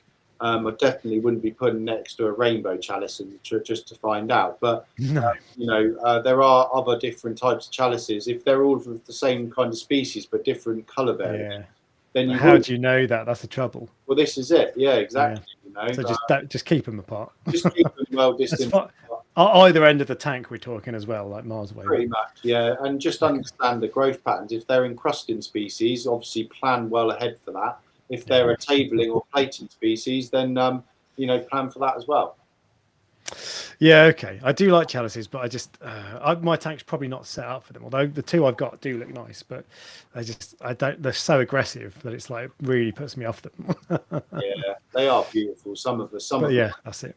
I've got one in the shop at the moment, which I bought from TMC, and it was kind of like a fleshy pink colour at TMC, and I thought, well, that's got a little bit of potential. I'll see what I can do with that. Okay. And now it's like almost a real vibrant salmon pink with a bright green growth edge. It's quite impressive. Very nice indeed. All righty. This is a question from Sedders. Think of getting a Neptune Apex, but can you add probes to the entry level version, or should I just go for the full one?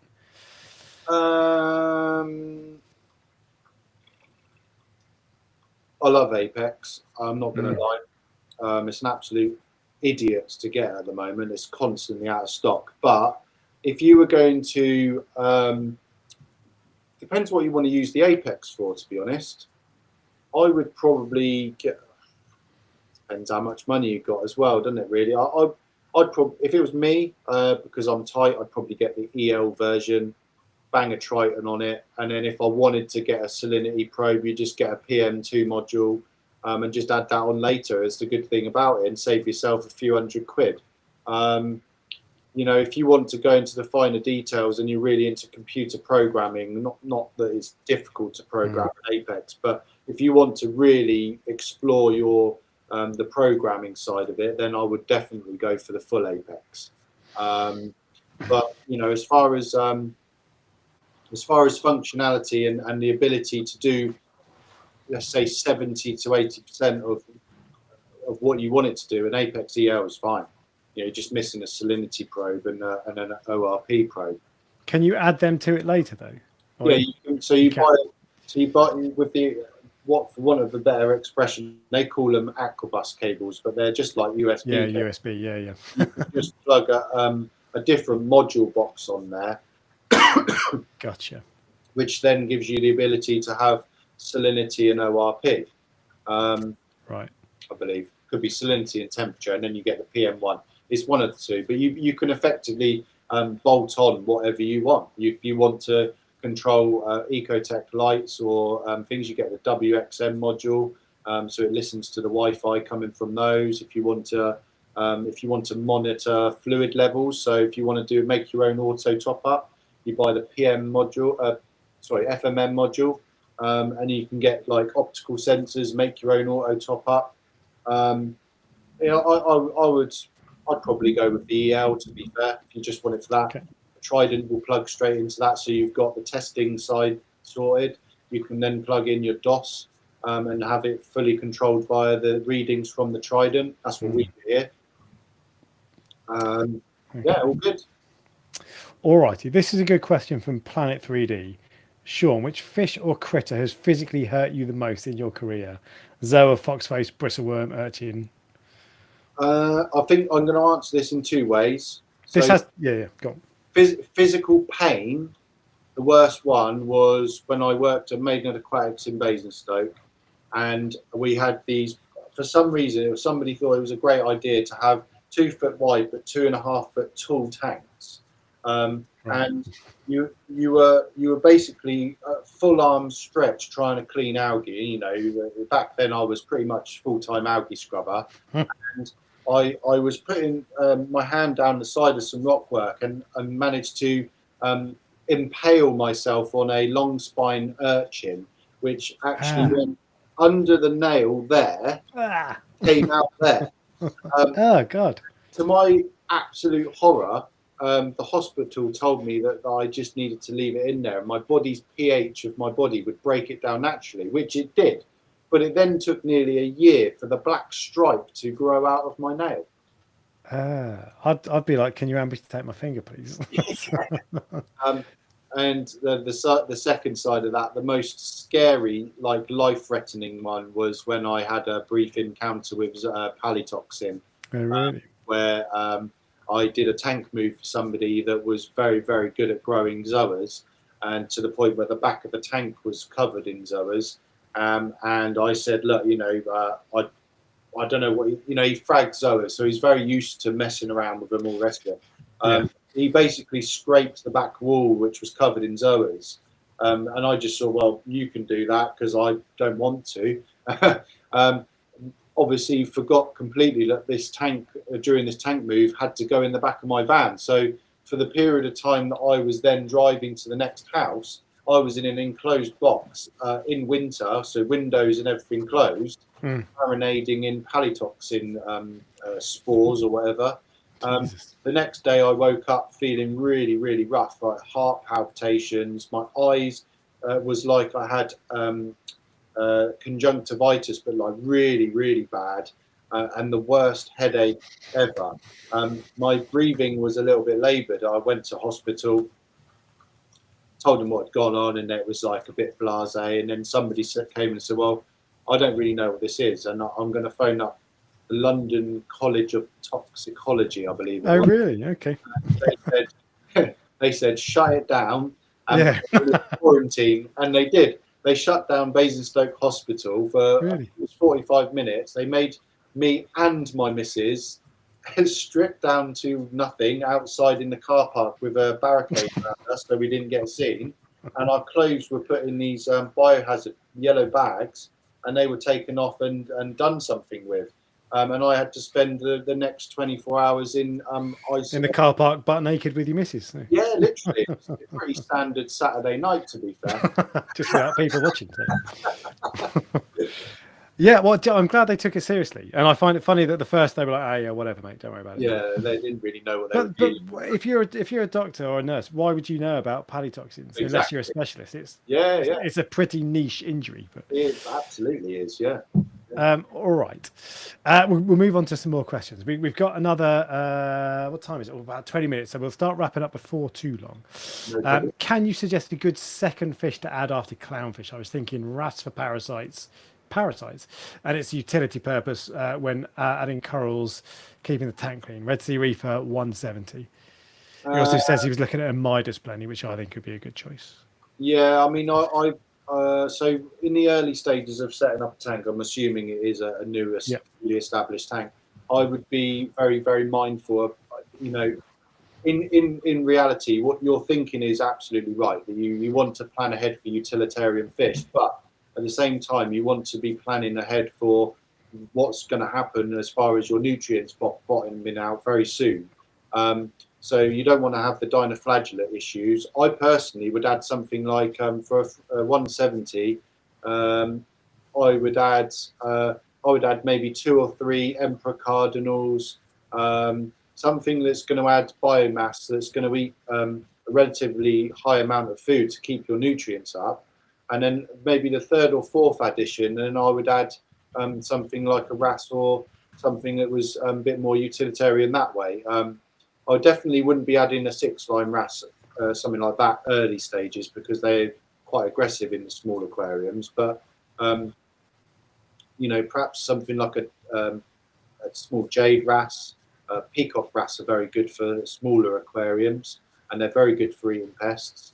I would go with that. I would definitely look for fish to do to add bioload for your second fish. You want to feed your system, feed your bacteria that you've just spent probably some money on some Fritz bacteria or something like that, and you want to continue that incline of nitrification. You want it to build a nice, healthy, strong nitrification cycle, nitrogen cycle. So very sensible answer and very sensible question around utility fish and all this sort of stuff. And it's hard to disagree with adding wrasses for controlling flatworms, all that sort of stuff. I'd go for a Midas blenny because they're just bloody awesome. Yeah, they're just so cool. They are. Just every tank should have a blenny because they're just awesome characters. And Midas blennies are one of the best. They're really social, I find. They are. They're quite unique. They spend most of their time open water swimming, and whether I don't know if you know yourself, but quite an interesting fact about the Midas blenny is they generally tend to live within the shoals of wreckfish or the squamopinnies, yeah. And they look almost exactly the same as those types of fish, and they do swim open water swimming, but they don't buy a Midas blenny if you're expecting it to graze algae, because they are mainly planktivorous. So you need to think about that. Its dietary requirements aren't normally the same as an algae grazing blenny. No, I bought, that was part of my reasoning. I bought 9 Antheas. They weren't wreckfish. They were longfin or resplendent Antheas. Yeah.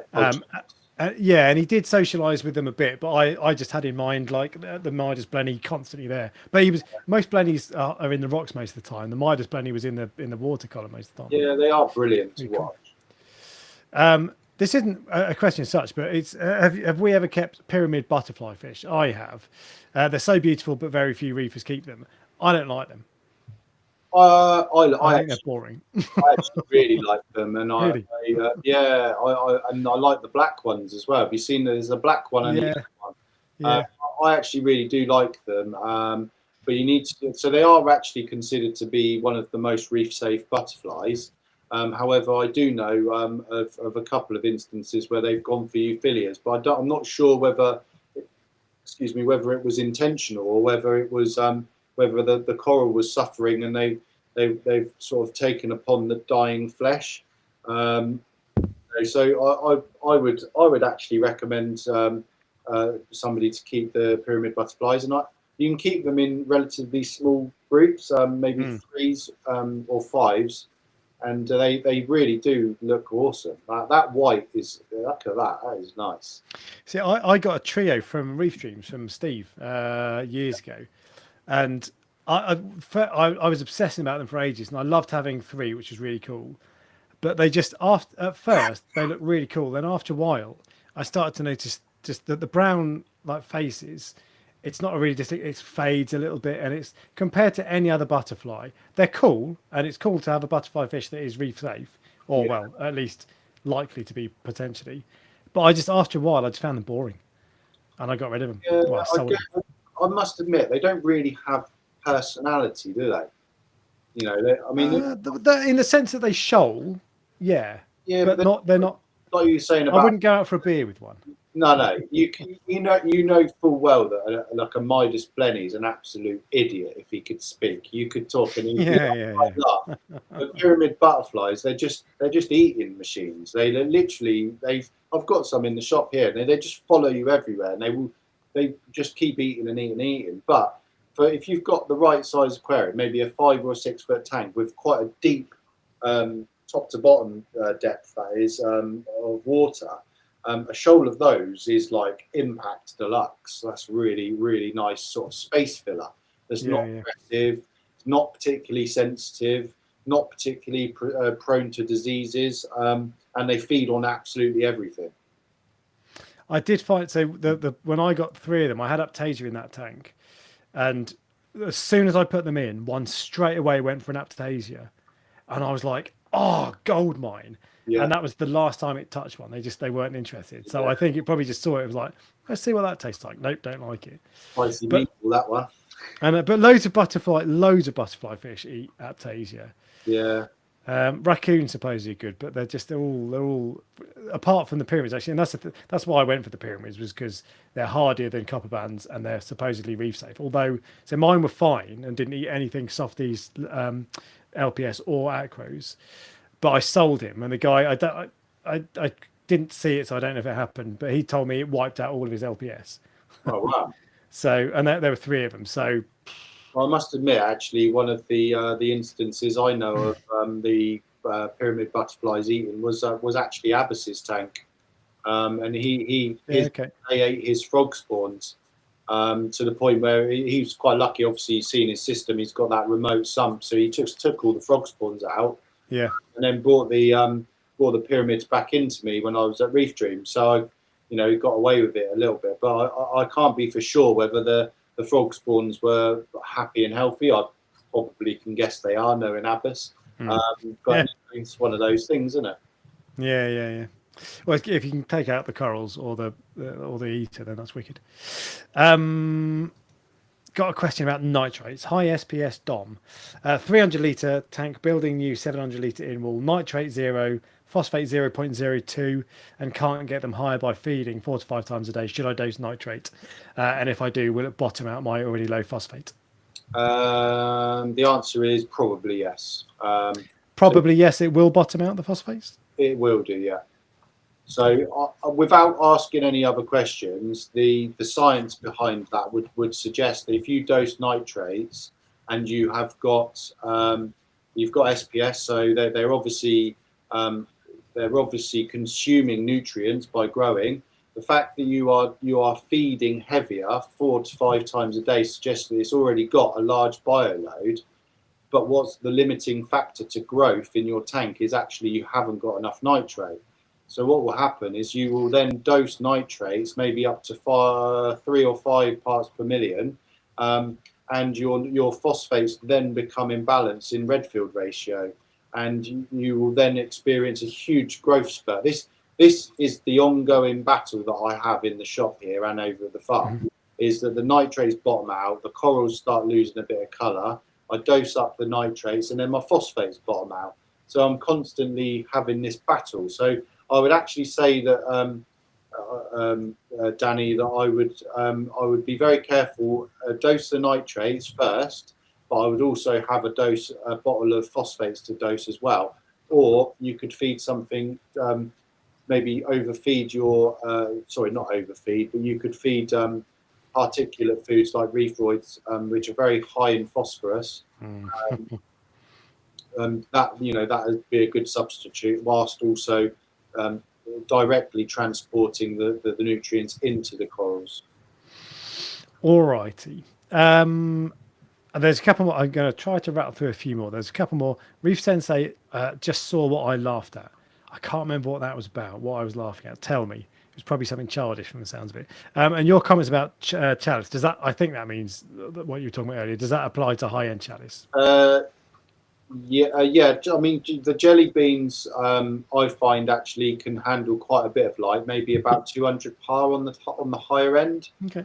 But they definitely grow faster in the sub hundreds, and actually down to as low as 40 par of what we've got at the moment. We're actually trialing a few of them growing under just very simple T5 blue bulbs.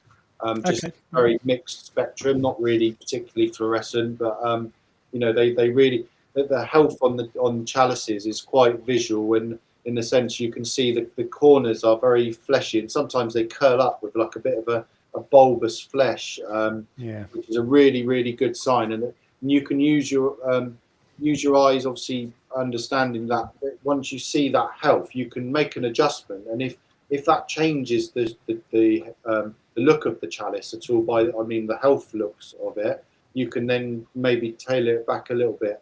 But yeah, that's it. Okay. And this is concerning. The moderator Les had to approve the above comment. I've not read it. I'm just going to post it and see what happens. One of my hermits keeps putting their fat ass of a shell on my new recordiers to climb them because he wants to climb everything. What should I do about him? Time out in the sump. Hermits are a pain in the ass. I don't like hermits. Well, I do like them, but they're too much of a pain for me. Yeah, I mean, I've always been more of a snail man, to be fair. But owning a fish shop, I tend to have to sell hermit crabs. But I being again bare bottom tanks, I don't really need hermits. But I mean, you could take that's likely to keep happening, I would say. Yeah, if you put him in the sump, he's not going to learn a lesson. Yeah. So I would either make peace with it or sell the hermit or give it away.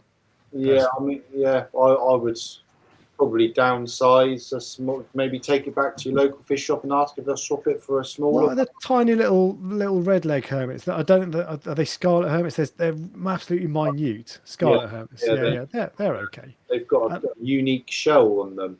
That's it. Yeah. A small limp. It's like half a clamshell, basically. Or yeah, exactly, like a mussel. Yeah. Even if no one else does, we know what we're talking about. Exactly. But then I find, and maybe it's because they got wrasses, but they hide. I never see them.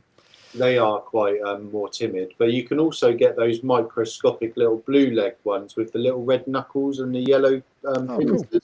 And they only grow, maybe 1.5 centimeters. So they would be more suitable if you're having problems with that. Okie dokie.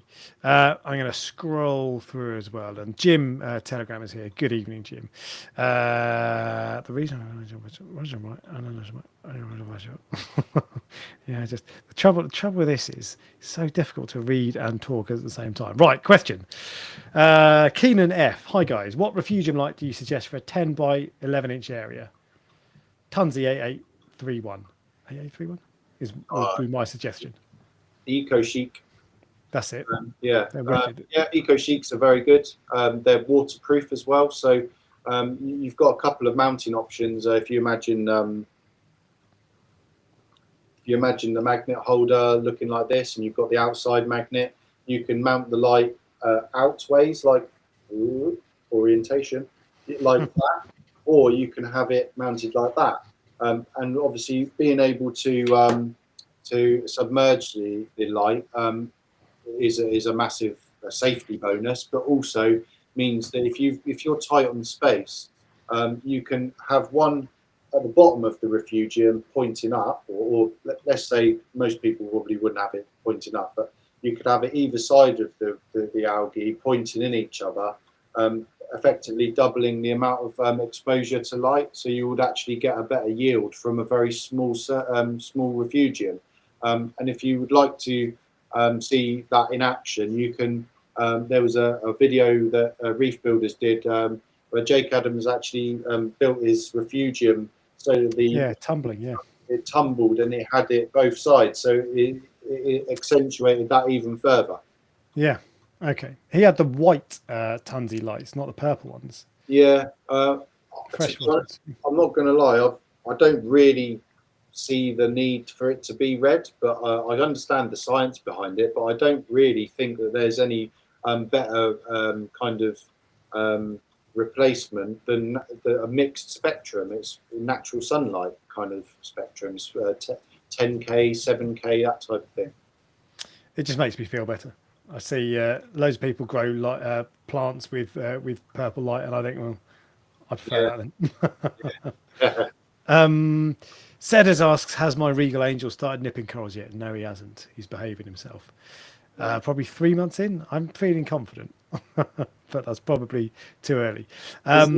Is it a Red Sea one or an? It is yellow belly. Oh well, it's a yellow belly, whichever one. Yeah, so that is a Red Sea one. Yeah. You should be all right, I think. So I did a lot of research and I spoke to a lot of people. I might have even spoken to you about it as well, actually. But I reckon that there's a chance he'll go for LPS and Zoas. Probably not, but I think there's a chance. Yeah. He might also go for my SPS polyps, but I think he's probably not going to do. He's not going to do any of that. I think is most likely. I think 90% chance he won't. But if he does, he'll go for SPS polyps. I hate to say it, but in my sump over there is a Red Sea Regal Angel that's just been brought back. Oh, really? For that reason? Well, he actually was demolishing. I mean, working his way. Literally, I finished that one for a load of trackies in a customer's tank, and he'd had him for ages, and then suddenly the trackies started looking a bit off, and he was literally right. I finished that one, on to the next one, but we didn't ever see him do it. So we used a sacrificial candy cane coral to see what he was doing, and literally put that in there where the trackies were. In he comes and literally demolished it straight away. So he unfortunately had to come out. But. So I've got acans. He's welcome to the acans because they get too much light anyway, so they look pathetic. I tried to pull them off, but I can't because they're too encrusted. Yeah. He's welcome to the Zoas as well within reason, although he'll have to fight the clownfish for some of them, and I don't think he'll do that. It's just my SPS. If he goes for the SPS, I'll start crying. I think you're more likely to have good success with him not eating your SPS. I think so too. I'm just saying, get rid of the Zoas. Like that's all right. You know, if he is. Yeah. I'd prefer to keep the Zoas, but it's not the end of the world, and it'll probably be doing me a favour. Yeah. Would you consider a thread fin butterfly? I think the Auriga butterfly safe with LPS. No. I would say very unsafe from what I've never had one, but from what I understand. I mean, it depends what LPS, doesn't it? I mean, hammer euphyllias, that type of thing, you'd probably be all right with. But when it comes to things like anything that's got a mouth that physically opens, so acans, trackies, Colostrayas, Duncans you'll probably be all right with. Anything that opens up, brain corals, that type of thing, you're probably going to struggle with. But Euphyllias, I think you'll be fine with. If you do it, come back and tell us how you get on, because they're amazing fish. Yeah, they are nice.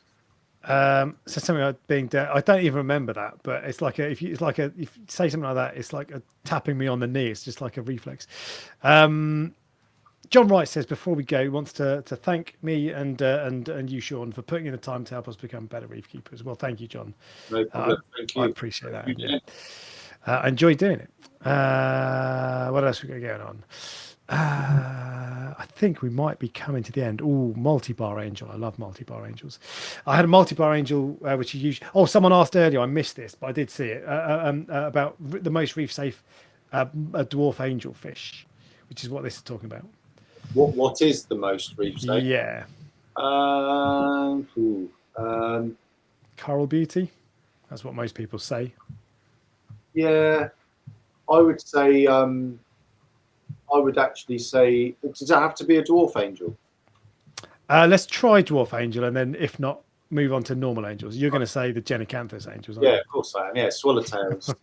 And they're probably the nicer out of the bunch as well. And they don't, the smaller ones don't grow that big. But I would probably say either I would say a coral beauty, or even a small flame angel. Yeah, it's flame angels. Yeah. I'd love one, but I'm too scared that they'll eat my corals, basically. But more often than not, they won't eat your corals. You just got to be mindful of their behaviour and how they, if they start presenting the traits, so that they're going to start eating corals, you can normally stop that, because they have this weird habit of swimming.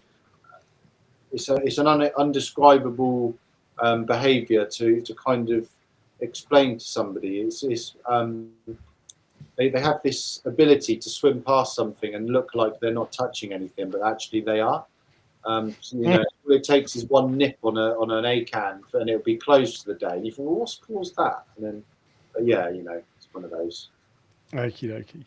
And CJ's Aquarium is in the house. Good evening, CJ. No, hang on, this was on. Reef Doc, have you considered killing the acans you don't like without Taser X and getting nice encrusting coral to cut the skeleton? It's not that I don't like them. I've got nothing against them. They're actually really nice. It's just that they're retracted because they get too much light.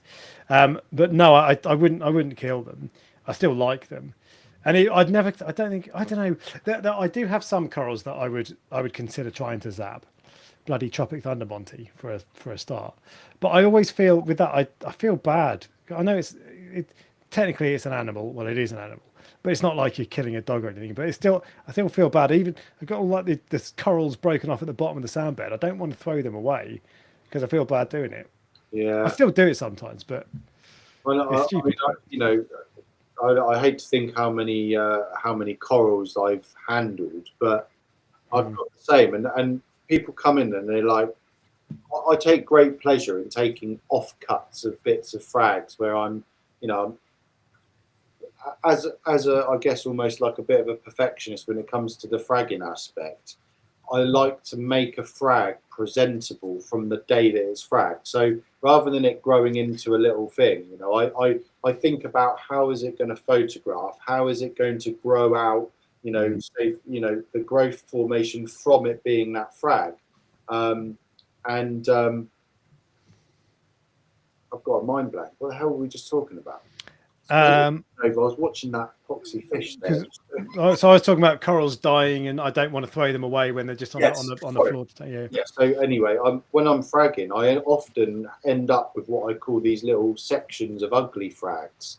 Mm-hmm. And what I do with those, so if I've got a portion of a coral that's maybe a branch like that, is I'll cut that there, and you end up with like a little sausage. But then I'll cut that down the middle, which then gives me 2 extra frags with more surface area, and they will actually grow faster often than the sort of the nice looking frag. See, what I really need is a shop so I can do that, so I don't have to throw anything away. It's just I suspect I might not be able to fund a shop selling 2 frags a week of Tropic Thunder. No. And Les bought Tropic Thunder from you a few months back. Yeah, he actually did. It's gonna just isolate it. Don't let it take over your entire tank like I did. It's an awesome. It looks so nice, and it's growing back. I missed a couple of small bits when I pulled it all out, and it's growing back, and it just looks so nice. you know what's happened here, don't you? What's that? So I've watched some of your recent live videos with Prestige, right? Yeah. And he keeps banging on about Xenia, and then he sells out of it because he's talking. What you're doing actually is a perfect advert for me having a nice little sale on some Tropic Thunder frags, I reckon. There you go. Put a sale on tomorrow. I don't regret adding it. Well, I kind of do, and I kind of don't, because I had 3 years of loving it, and now I hate it. And 3 years of loving it is probably good, and it's such a nice coral. But now I hate it, and I wouldn't buy it again. Can't you just strip it out and start again with a real small bit, or? I had 3 bits. I've taken 2 of them out. I've got one last bit, but it's all over the weir box. It's all over one of my rocks. It's just I'd really have to strip the entire tank down to get rid of it. Maybe we could sort out a little upgrade for you. Oh, I'd love an upgrade. I'd need to upgrade the house first, though. But anyway, so we've gone past the 2 hours, so I'll knock it on the head there. But Shaun, thank you very much for giving up your Sunday evening and for coming along. Pleasure having you on. And yeah, we'll look out for some photos of the Tropic Thunder on your Facebook page for the Ocean Project. Yeah, promo code DORK1. Absolutely. All right, and thank you very much for coming along, guys, and for joining in. Loads of questions, loads of comments. I've missed a ton that I didn't get to, that I skipped past at the end, so sorry for that. But thank you all for watching, and I'll catch you again next week. Bye, guys.